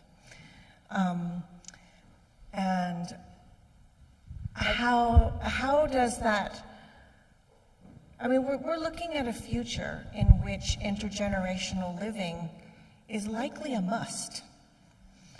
For a lot of people, it's not possible to actually survive. I mean, I'm talking to people who are sort of upper middle class folks saying, don't wait till you die to share with your kids. They actually need it now. And there's a time where the moment that we're in is calling for a different way of living together. So how would we live together? How would you raise your kid differently if you knew you were going to live with them? But that sort of presumes that the home is a good place. Yeah. And for lots of queer people, it's not. It's not. And so maybe the question is, I mean, I really hear you on this whole failure to launch, like you're failing to be an adult the way I'm an adult, therefore you've failed. And I really think you're right, that we're going to have to figure out how to live in intergenerational communities, but they can't be simply organized by biology. Absolutely not. And family. And that's a much bigger reorganization than saying, what if your kids didn't leave home? I guess it's the thing of pointing it to the intimate. This is the intimate changes that reflect in structural ways. Yeah.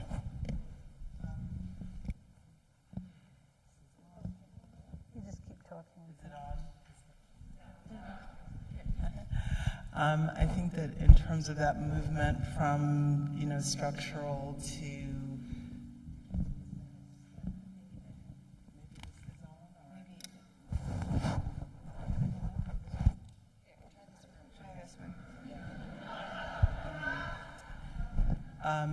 there's a way in which, the crisis and the catastrophe is always individualized. So what is actually the narrative of failure to launch? It's about a very particular narrative of development and adulthood that was tied to a particular moment of capitalism. I mean, most people in the world didn't live that way anyway, that you are raised in a kind of a nuclear family structure, and then you leave and you form your own, and it's tied to so many notions of private property, employment, and a notion of futures that's so shaped and determined by capitalism.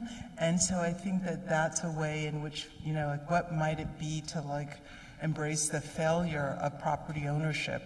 What would it mean for young people in college not to have that as the horizon determining what they do? And so that's the way in which I think, Jack, that some of the ways that you talk about failure can actually, lead us to embrace errant practices. You know, we tend to narrate things like, I migrated from here. The poet, you know, Deanne Brown will say, I was pushed according to a flow of capital, and so I landed in Canada. So I think that the relationship between the intimate and the structural, you are coming at it from the intimate, but we're also seeing the way these structural and social logics are shaping, shaping every aspect of our existence, and the financialization of everyday life is also colonizing our affect, our perception, all of it. So what might it mean to fail in a number of ways, to fail to show up as a subject, as a privatized individual, as a property owner, et cetera, et cetera. And for me, that's the invitation of failure.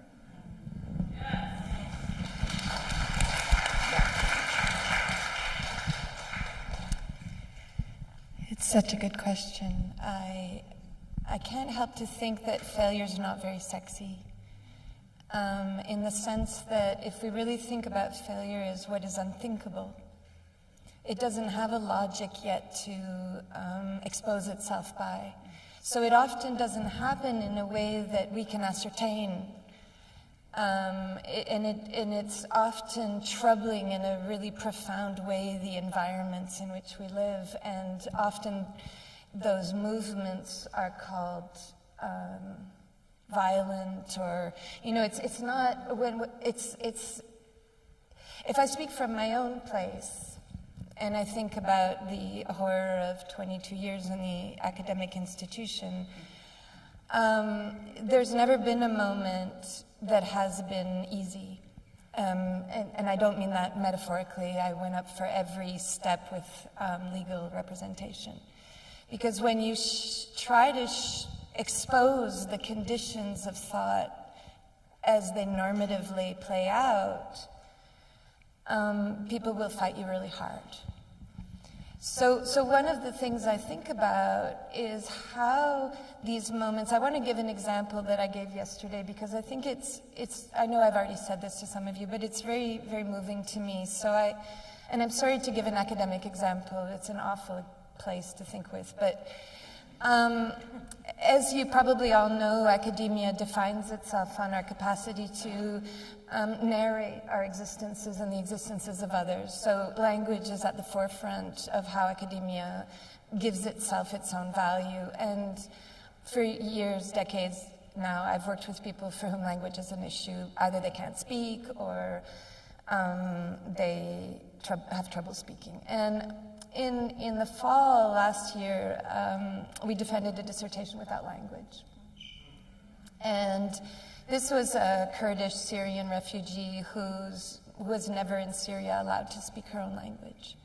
And when she got to the university, in the name of EDI, which you call DEI, in the name of, you know, how exciting to be able to extract more from another racialized person, she was told that she should be writing down her oral history in the name of methodology. Surprise, surprise. Somebody who has never been allowed to speak her language.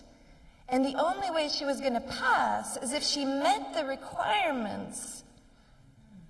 And then she would be allowed to be a failure of colonialism in the name of the decolonial and the basis of the normative structure of colonialism. And that's generally, you know, so what happened was we had this little glimmer.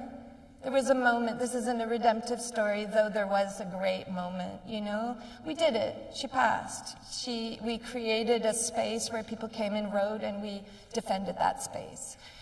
But what hurts about the question, and not in a negative way, but what hurts about it is that nothing changed. Right? And so that's maybe the place I struggle, and maybe you have something more to say.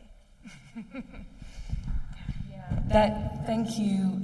That's just so helpful, Erin, because so often, you know, possibly even today, we are trying so hard to remake a space, and in fact, you know, the space is ensuring that we stay exactly where we are. And I think, I've started thinking with this language of destitution, which has been used by some European collectives to think about how to take political systems apart rather than just to change them by voting for the right party. And when you think with destitution, alternatives do come up. So in your example, I know that you and Brian have created this thing called Sense Lab, right, where there is an alternative to the space of the university because the university wants to create more people who study the world for its rightness and then, produce policy accordingly. But there are other systems like this, like the healthcare system, for example. We really should destitute the healthcare system, which, when we go to it, it asks us to pay money to receive drugs. We're not being healed by the healthcare system. We are involved in yet another transaction that will feed into corporate wealth. So all of these systems, healthcare, the legal system, education, there's a way in which we should be thinking about how not to get more people qualified within them, registered and insured, but how to undo those systems. And that, I believe, is part of the logic of failure. But the other thing I was thinking, Saidya, here about your work, the other side of failure is, of course, what we mean by success. And I was thinking about, in your book, Saidya, the way in which you pay attention to all of these acts of political rebellion that never even enter into history as successful political action because they don't rise to the level of the notice of the particular political programs that have been set up to register success and failure in those terms. So I was thinking about waywardness as also reformulating what we mean by success as well.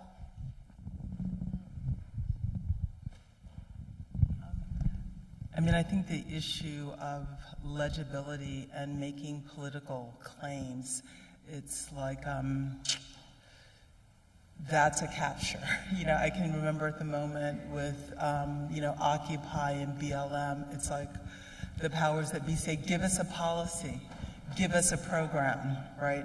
And that's the moment of capture. That's the moment when certain things that have not yet been articulated or that are totally illegible and incommensurate with the prevailing vocabulary of the possible are expressed. And I think that, with a lot of the young women and queer folks I write about, they had no politics, not only according to Democrats, but according to socialist and communist, right? And so there are certain forms of refusal that actually are lodging deep critiques of the given and of the world as we know it now, but that also escape the frame of, the political. And I think that there's possibility in what escapes that frame. There's possibility in, being utterly unable to advance a politics that's legible now. I just want to add to that there's, and I think you sort of motioned to it earlier, there's a history here. And the history, definitely it starts before the Industrial Revolution, but the Industrial Revolution puts words on it in a different way. And I've been doing some studies of early eugenics and what was going on with that long before the Nazis got a hold of it, but at the turn of the century. And, we might think of that as being a program that was about breeding. Okay, but that's not what it was about. It was about defining the optimum human being. Now, in whose language? Through what cultural lens? Through what sensibilities was that definition created? And when that definition was created, what it also created is what was abnormal. And then there was a whole world that opened up around how to measure, create stage theory, to understand and define where things needed to be fixed or eliminated. We're still living that. When we're talking about failure, we're talking about things that need to be fixed. And I think even when we're talking about, this is why a moment ago I was saying, I'm not looking for utopia. Utopia is filled with that thinking. So, you know, your question, like, will it really undo everything if we, you know, take away success and failure? I'm going to say, yeah. I think it actually is because the depth into which eugenics then, every single early statistician, mathematician was a eugenicist. Think about the implications of that. We all reached for statistics to prove a point. But a statistic is a decontextualized piece of information, completely decontextualized. Sara King was saying there's no objective research. No, it wasn't objective. Somebody with somebody's rubric that declared what was success and what was failure, what was normal and what wasn't. And I think we have to hold on to that ghost and be super careful when it sneaks out. I had a conversation with a scientist working on AI who's trying to create a moral philosophy of the human mind. A friend was with me and said to him, please don't do that, stop now. But his predicates of the human were rationality and efficiency. But exactly. Okay, rationality and efficiency, optimization, these are coming right out of that industrial understanding. How do you create a good factory? It's efficient, it's productive, it's optimized, it's right? And so these things are lurking. And I'm so happy, you know, we just have to be very, I guess the other piece is, how do we not trap each other in the question? You know, how do I trap each other? You know, how can I begin to make a space for you that allows you to be outside of all of those things? And how do we untrap each other? We're rounding out our first breakout session, so maybe, I think we have any closing remarks from Erin and Jack, perhaps? Maybe just to open up a problem that we can't solve. Just as we were speaking earlier, did you want to interrupt? Go ahead.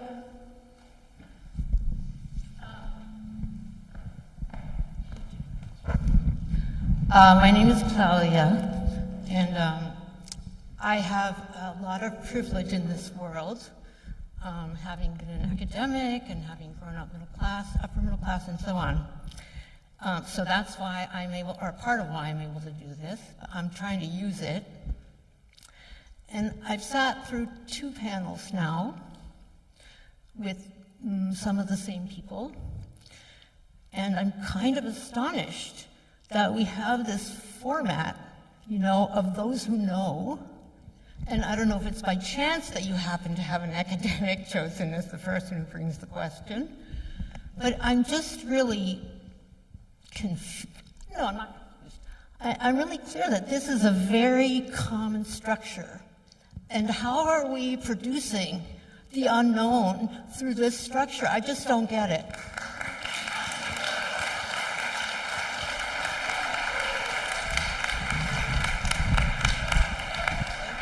Thank you. Thank you. Thank you. Thank you to the participants of our first breakout session. Thank you so much.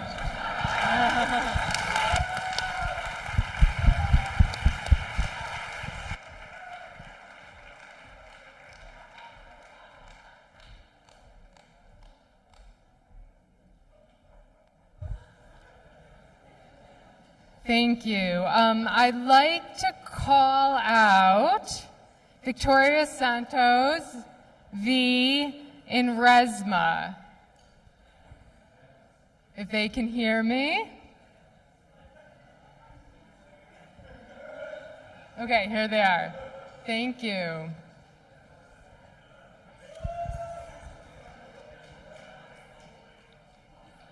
Hi.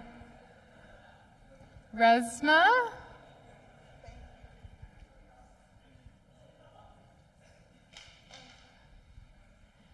Okay, as we're finding Resmaa,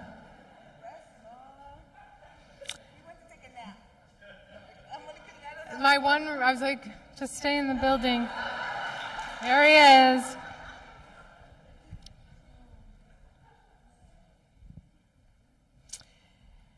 Okay, so this next question comes from Melanie Mowinski, who's invited to come on stage.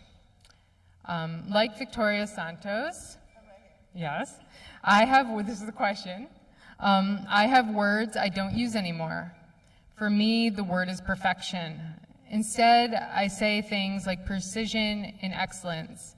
And like Yo-Yo Ma, I do not strive for the industrial aesthetic, but the best I can in that moment with the eye towards care. Tell me how you don't use the word failure. And so this is kind of a spin-off of Victoria's question. I'm going to interrupt you for a second. Okay. Yes. Okay, hi. I just want to say that you are right now choosing to continue to produce the structure. Thanks. We can break with the structure at any time. Like, there can be breaking. This is part of it. We can do more breaking with it. But I am also going to. There's no.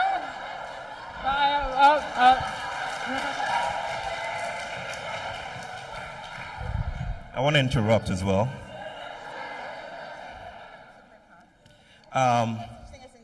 There's no such thing as interruption. I hear that. And I hear you, sister. I hear that. I hear that, you know, what you did right now is the hospitality of our days.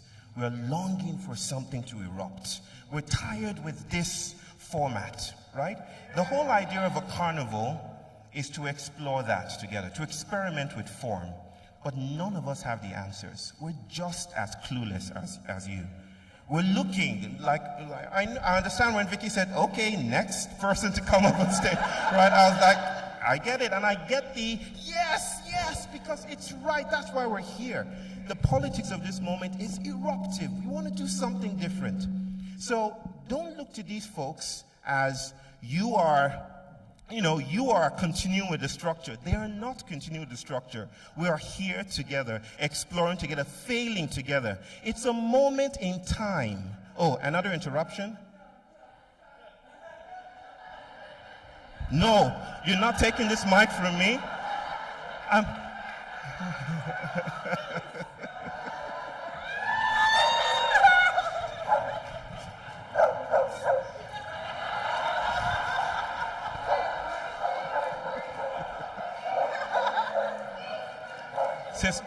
Sister,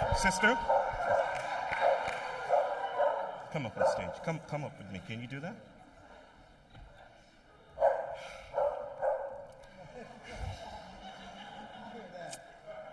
We represent the promiscuous that is wanting to be born. Your voices here, what we're doing here together, we are longing for the new. And we are doing this together. How many of us felt, yes, we want to break with this? Let me see your hands up. Yeah, I understand that. There is space for that. And we will do that together, sister. And I just want to say that I wish I had an alternative to propose, and I think that would have been more generative. No, you were great. I agree. You were great. You don't need, that's another thing we have to contest, that our urging, our yearning for the new has to come up with a manifesto already pre-planned, a blueprint. We don't need a blueprint for the new. That is Earthseed. That is Octavia Butler. We need to travel to places that we don't know yet. I remember my brother, Orland Bishop, speaking in Bahia, talking about the brothers and the sisters, the enslaved peoples that were stealing away through a crack in a rock. Brother Orland, can you remember this? And I told him, oh, they were escaping to freedom. And Brother Orland said, Bayo, I do not think so. After he had said, I speak of rivers, you know. He said, Bayo, I don't think they were escaping to freedom. I think they were escaping to indeterminacy, right? Freedom is still a production in the ways we speak about freedom. It's still a product of the plantation. We're escaping to indeterminacy. We're not sure what the next urges. But the thing is to stay here together, to hold the energies together. So this is welcome. I honor you, sister, for interrupting as you did, because it was not an interruption. Rivers don't interrupt each other, right? They flow into each other. Can I give you a hug? Of course. And while we acknowledge the knotty tensions that are in the room, we wanted a situation with tensions. While we acknowledge this, can we continue? Knowing that we're continuing with failure, knowing that it's incomplete, knowing that it's not quite what we want, but can we continue with very short steps? Can we do that? Yes, we can. And I will say as well that it is my way to find what's missing in a way, or what's. And it really is a desire to be joined. Yes. For us to come up with something. We will. And we don't need to do that right now. Yes.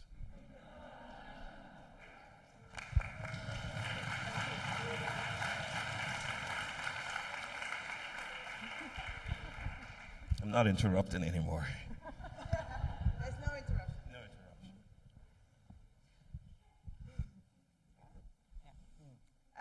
Actually, can we, in honoring of that, do you mind standing up for a moment?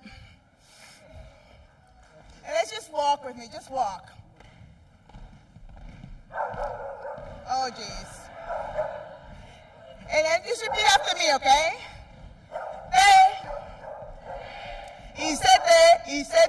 Isete. Daylight's coming, me wanna go home.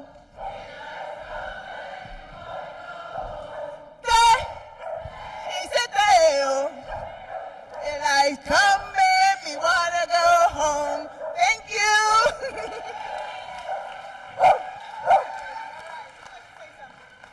Okay, I'm gonna stay standing because I love that you brought that up. I don't want to keep harping on that specific thing, so I want to take some of the attention away from you and bring it to me.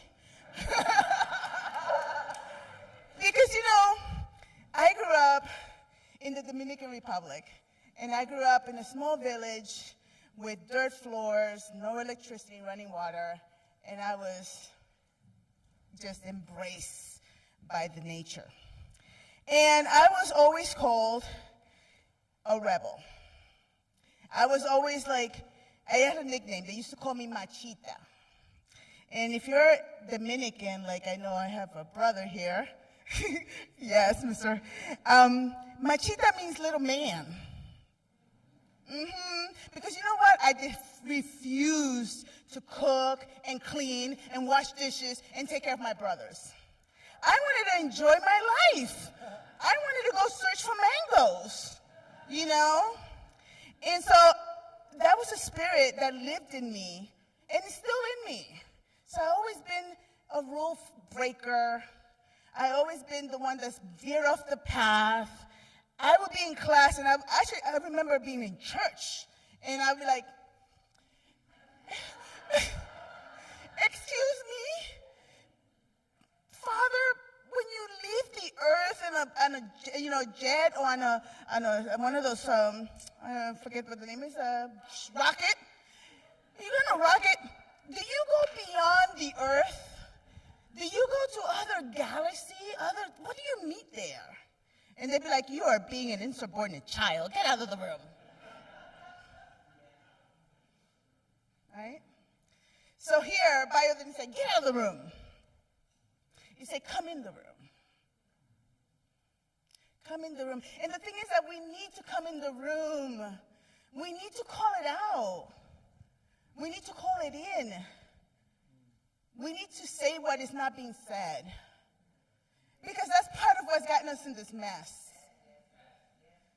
How many times do we just stand by and just watch things happen that don't suit us, that don't fit us, that doesn't serve us, that doesn't serve anybody, and we just keep doing it? Or let someone else just do it, and we're like, oh, there was nothing for me to do. It was not my thing to do. Or, oh, you know, I have this job that has this golden handcuff right here, and I cannot say a peep about the way they treated that woman. I can't say anything because if I say anything, I'm going to lose my job. Or I better not say anything because if I say something, I am not going to be invited again. Well, I say, fuck this shit.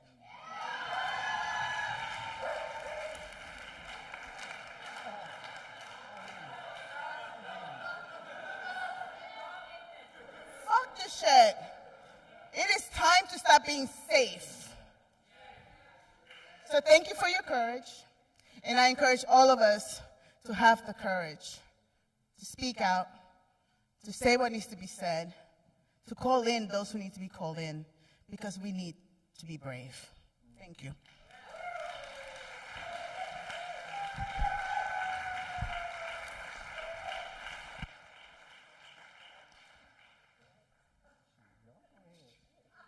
If we're doing what we want to do, I'm going to go to sleep.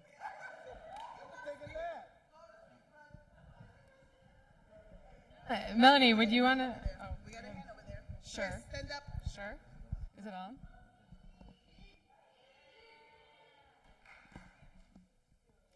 I don't think so. Oh, it's on now. Yeah, thank you so much. I'm here and I feel like I'm supposed to be, I mean, so many of you, I'm good. I've read so many of y'all's work and I've heard your voices on podcasts and on audiobooks, and it's wonderful. It's great to share space, and, but it is a little bit like, sitting here observing people who've achieved like a relative degree of success, postulating on like, how can we perform failure? Or like, how can we incorporate failure? You know? And like, the aesthetics of like destitution and et cetera. And like, somebody living and surrounded by people living in like actual destitution and failure and like working so hard to survive a world where it's like, and even talking about, you know, oh, problems started with the industrial age. It's like, nature has always been disorganized and something that we've had to fight against, and we've replicated it. You know, now instead of like a tornado, we have like Google, you know, and like a barrage of these corporate natural disasters. And we could try to fail and like give up and be, it's not like we're gonna fall in like the sweet resting hand of like, Yemaya, you know, like it's dangerous. It's like a scary world out there, you know. So I don't know. It is like a little frustrating to hear people talk about like failure as a solution when like failure is a lived reality for so many people. And like, I don't live in Great Barrington. You guys have wonderful social supports here, but a lot of people don't. So yeah.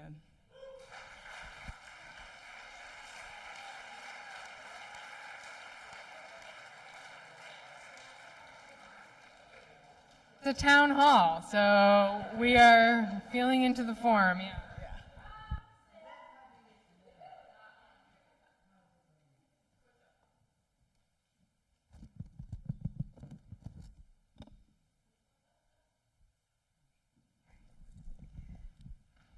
I'm loving in this moment. This is a magical moment for me, and I love that you said be brave, because I was sitting wondering if I should share this.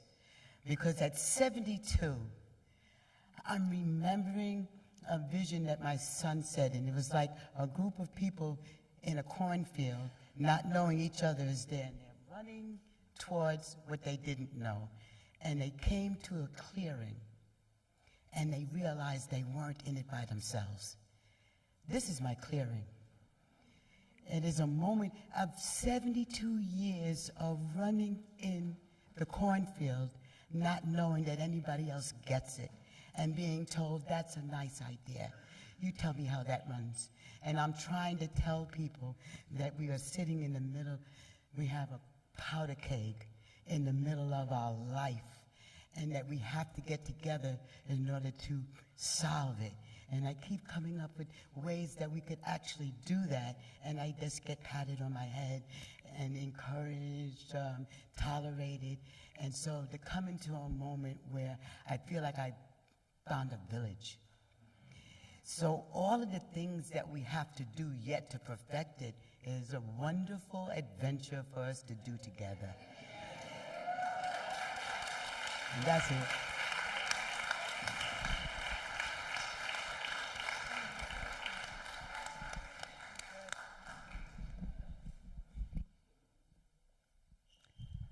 Okay, my question. Go for it. So my question, just to remind us all, is really about perfection. And you said, I'm writing it down because I really want to know, like, you're not using that word failure anymore. I'm not using the word perfection anymore. I use the word precision and excellence. I'm a letterpress printer and a bookbinder. I can get pretty precise, but I don't get hung up on perfect because it's just dangerous for everybody, including myself. So I understand how I can change that conversation around perfection, but I want to know how you change the conversation around failure. What other words do you use? Give me an example. You say you don't use it, but so give me an example, something concrete that shows me how you don't use it. Because I teach college students, I teach adults. I want to be able to, I need help. Because everybody worries, like, I think I understand how to talk about perfection, but it's also like, you know, if I'm not perfect, I'm failing. There's a lot of people who believe that.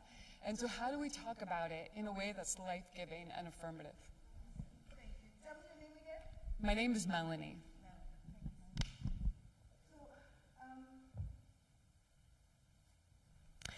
At the beginning, I said that it's a developmental stage. And I also said that I'm no longer taking it as because it was imposed on me, right? So, as in V, you were talking about like the different parts of yourself that you reclaim, right? And that word failure is a way of disempowering us. It's a way of making me feel less than. Is a way of having me compartmentalize myself so that I can fit into the social structures. That said, if I have this particular car, I'm successful. If I have this job, I'm successful. If I'm earning this amount of money, I'm successful. If I have this amount of friends on Facebook, I'm successful. You know, all those things, and it's a way of me going into myself and getting really close to what's in my heart, what are my deepest longing, what's in my bones, what's in my marrow, you know, and going in there and reclaiming those parts that I have had to disassociate in order to be able to fit in to the different structures that says this is what success is. So if I am already thinking in any way that I have failed, I investigate. And I go in it and I feel my brokenheartedness. I feel my belly. I feel my desire to numb. I feel all of that. And then I go in and I go, wait a minute, sweetheart. Oh, that's what's being revealed there. That person was putting on their pain on me, blowing their pain through my body. That person was putting their pain on me. Oh, wait a minute, sweetheart. You're disappointed that you weren't held and loved and received. Oh, okay. And then it's like, oh, what was here for me to learn? What is here for me to see? And so I use it as an opportunity, and that's why drinking the cup of tea, right? I use it as an opportunity to now go to war with myself Because if I go to war with myself, I'm going to go to war with you. And that's not going to be good for anybody. So that's why. So I say opportunity to learn, an opportunity to grieve, an opportunity to look again. That's what failure means to me now.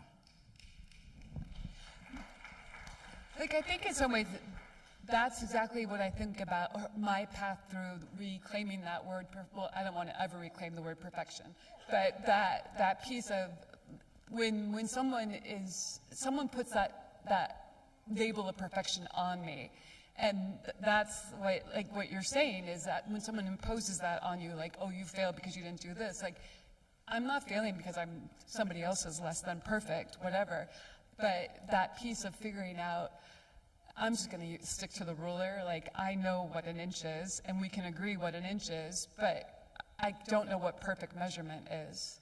And so, like, that piece of getting into that number, but yes. Go ahead, Resmaa.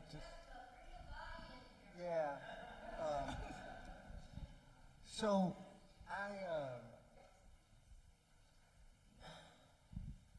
this shit right here is really hard for me right now. Like this stuff.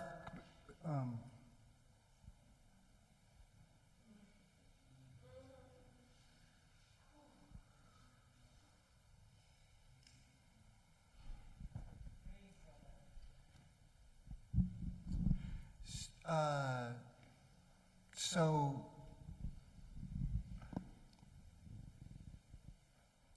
we're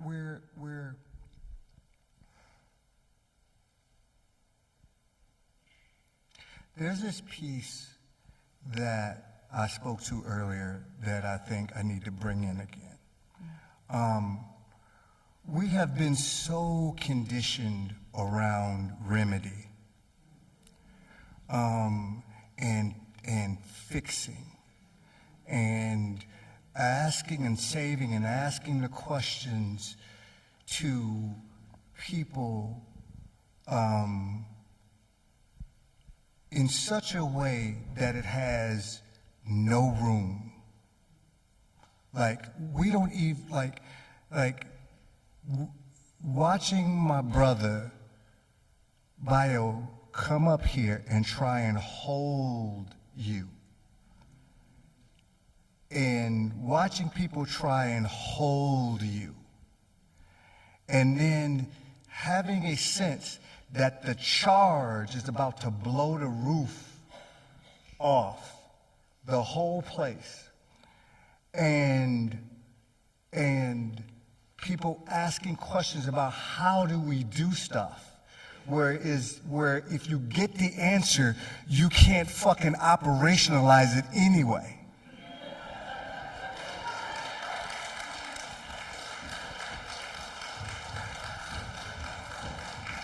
So this piece around not having the ability to tolerate any fucking discomfort, to not be able to tolerate any process, speaks to what we need to start playing with, not what we need to start blowing through each other with. And this idea of conditioning and tempering is something that I find so important and nobody has any interest in. Our bodies literally cannot handle liberation. We can't. We are not conditioned to even explore it. So we get up here and we ask these questions, and there's nothing wrong with asking questions. But did you notice how much charge came into the room? That needs to be tended to.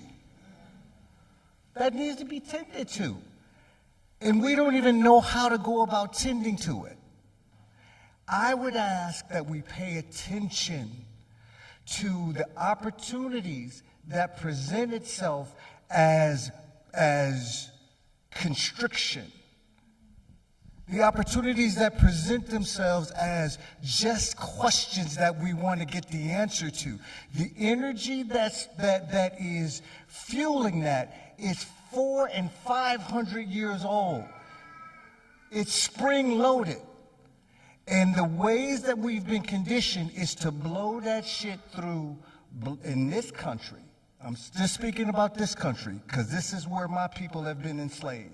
This is where indigenous people have had their land. There were once 50 to 100 million people on this land, and there's less than 5 or 6 million now. But you want to ask a question about how to do something. This is why this is hard. These types of things are hard for me. Bayo, know this is hard for me, because this stuff right here, y'all, is the shit that makes us not want to fuck with y'all. It makes it because you want the answer. What's the old Jack Nicholson said? You want the answer. You want the answer. You can't like that. You can't. You're unconditioned. So what I would love for us to do, in these moments, is to take some time and begin to slow it down so we can begin to tend to the charge that looks like adversarialship. Just, these are the pieces that we have to begin. Y'all missed something so beautiful that happened. And then we sat back down. Sis asked us to get up and move. This is how capture works. She asked us to get up and move. Another sister got up and started doing duck, duck, goose, and we squashed the fuck out of that. We squashed it because we can't tolerate it. We can't tolerate it. Just the act of sis trying to get us to move. We got fucking dogs barking. We got dogs barking. We got people giggling. We did not give any time to just sense into that, to tolerate that, to work with it, even if we couldn't hold it. So what I want to say is, this is the last piece. When we're trying to cultivate liberation ideas, it is not a notion. It literally takes practice and reps and cultivation, and we don't have it now. But we can move in the direction of where it might be. That's all we got. That's all we got, is to move in the direction and pause and wiggle and do the pieces so we can manage the 400, 500 years that hasn't been tended to. So, I want to do something. If it's all, no, I'm not asking you for permission. Fuck it. Stand up.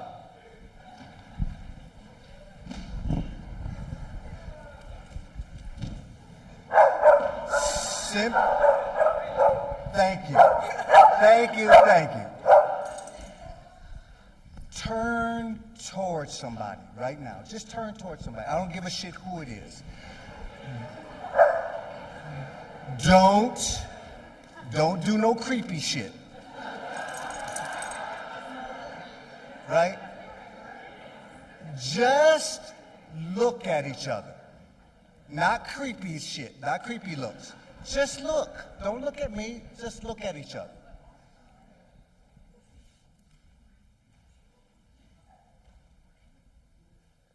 Notice what wants to recoil. Notice what wants to be present. Notice what wants to flee. Notice what needs support. If we're going to cultivate something else, we're going to start here. We're going to start with the 400 and 500 years of untending that's showing up between you and these bodies right now. Not what you think. What's present right now. You can't remedy this for me. I literally have to practice how to be with you.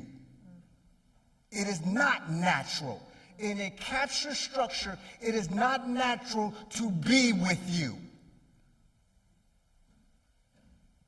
It is not natural to be intimate with you in a structure that's predicated on capture and rape and land theft. It is not natural to be with you. I literally have to create a language to be with you. It doesn't exist. It doesn't exist. We have to create it. Stop trying to blow this 400 and 500 years through fucking each other. Start with the uncomfortableness right now. The first language of the human being is the grunt, not English.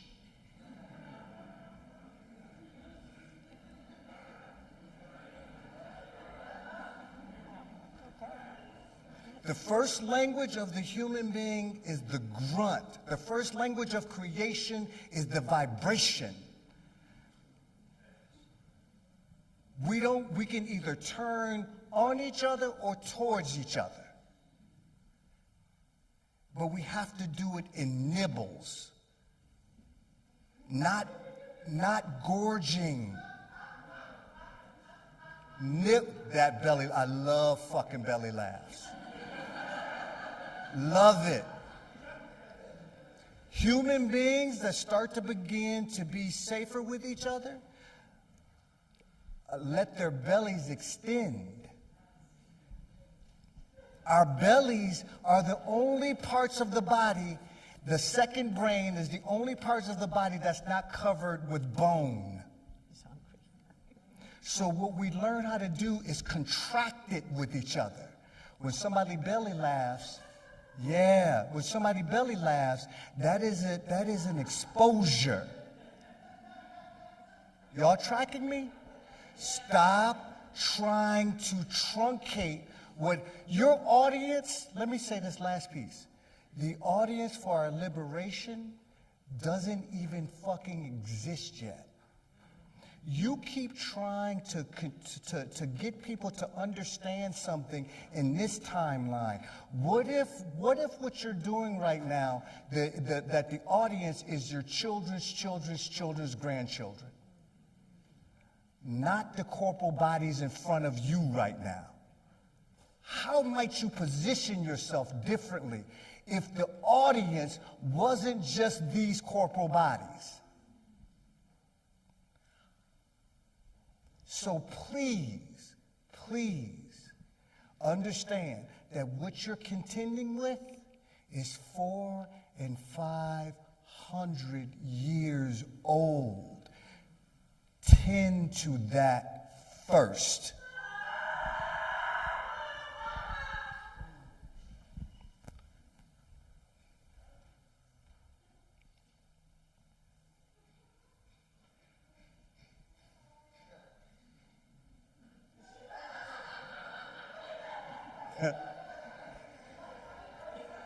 Exactly.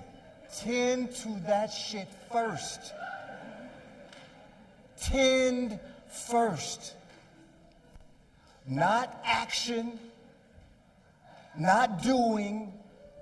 Develop the ability to tend to it first. Thank you.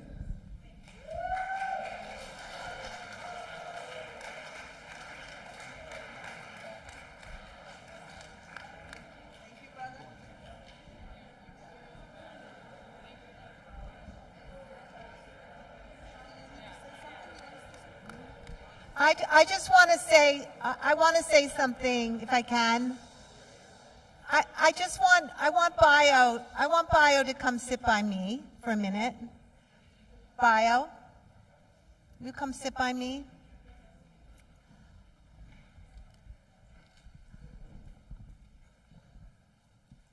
I feel like when we're in the presence of magic, we find ways to dismiss it, degrade it, undermine it, contain it, destroy it, make it go away. And I need to say something from my heart because I got very hurt by that interaction that occurred. I felt like we were in a beautiful groove, and Bayo did something remarkable today. He brought all these different pieces of himself, all these different people who represented parts of his interior, deepest felt world, and he asked us to come together, not as one person on a stage, but as a chorus of people who were trying to swim in a river together to bring about possibility, another way. And I just need to take this moment to really honor Bayo, to say that I feel honored to be part of your vision, your mischief, and we have to be careful with each other. We have to be careful with each other. We cancel each other, we erase each other, we speak out at each other, and people go away. They get hurt and they isolate and they get more lonely, right? I feel really sad right now. And I just want to say to you, like, you take risk, you take fucking risks that people don't take. You know, disrupting spaces and not giving us things that we know what we're doing. So we come out here, we have to be in the present. And it's amazing, and it's adventuresome. And I need to honor you, and I need to just, for all of us to honor Bayo, what he's brought here today. So thank you.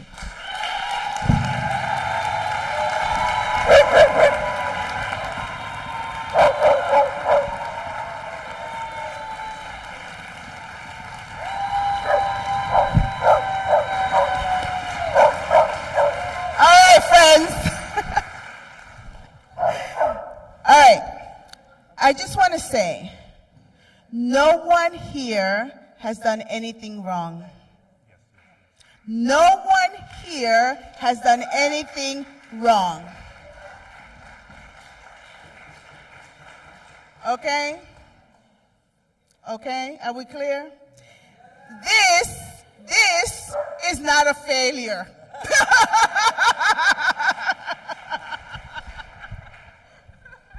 Okay, I'm going to call my brother Orland Bishop. Tiokasun, can we all just come out on stage here? Everyone, just please come back. All our speakers, please, can we just welcome them back as we close this? We're going to stand here and bless, and then we go in procession and song. In fact, I believe we were visited. When I started to speak about this carnival, I told my people that the thing we're going to do here is we're going to make a teapot out of clay, conceptually, and then we're going to watch it break, right? Because that's the thing to do. If everything comes together so conveniently and neatly, then we would have failed, right? If it succeeds, then I'm not sure exactly what we're doing here. That would have been planning a conference, right? Not to speak bad about conferences, we need conferences, but a carnival is a different animal, right? So I said, we're going to watch it break. So I want to reiterate what my sister said. No one did anything wrong here. We were playing, we're hosting energies we don't have names for. This is what we're called to do right now, okay? If our philosophy is not generous enough to hold interruption, then we're still part of fascist arrangements, right? So here's what we're going to do. This is the part where we sing together. Okay? I think we need to sing together. I'm not exactly sure, because I think that was ages ago when we started this. So I'm not exactly sure how it goes now, but I want to introduce you to a brother. Eltavius, come down. Just come down. Are you going to do it from there? You're going to do it from there? Brother, you have to come down. Just come down. Come down. Come down. Eltavius is a brother you all have to meet. This would not have happened. This would not have happened without this brother. He's 18 years old, but he feels like an old man that has lived generations, right? This brother sings, but he's deep and I just want to keep on being his brother for life. You can do it from there. You're going to do it from there? Okay, so we're all going to sing right now. Please, can we all just rise to our feet? We've been down by the riverside. What did we expect would happen? At the riverside, there are qualities we don't know how to name. So, brother, do you want to sing? And then we sing along with you? Go ahead.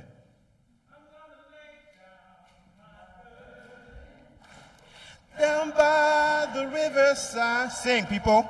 Down by the riverside. Down by the riverside. I'm gonna lay down my burden. Down by the riverside. Study war no more. Study war no more. Study war no more. Study war no more. Study war no more. Study war no more. Study war no more. Let it down. Oh. Down by the riverside. Down by the riverside. Down by the riverside. Down by the riverside. Study war no more. Study war no more. Study war no more. Study war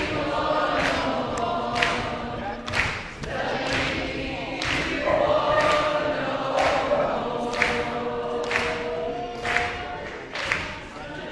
war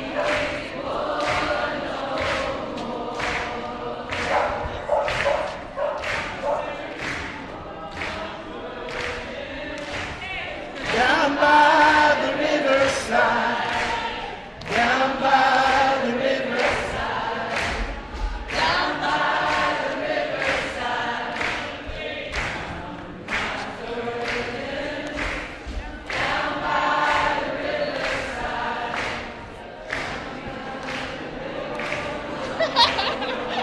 It's all right if you mess it up. Just sing, okay? War no more. Hey, hey. Study war no more. Study war no more. Study war. Study war no more. Study war no more. Manish, come on, take it away. Down by the riverside. Down by the riverside. Down by. I'm gonna lay down my burden. Down by the riverside. Gonna study war no more. Oh, oh, oh, yeah. Study no more. Study no more. Oh, oh, oh, study.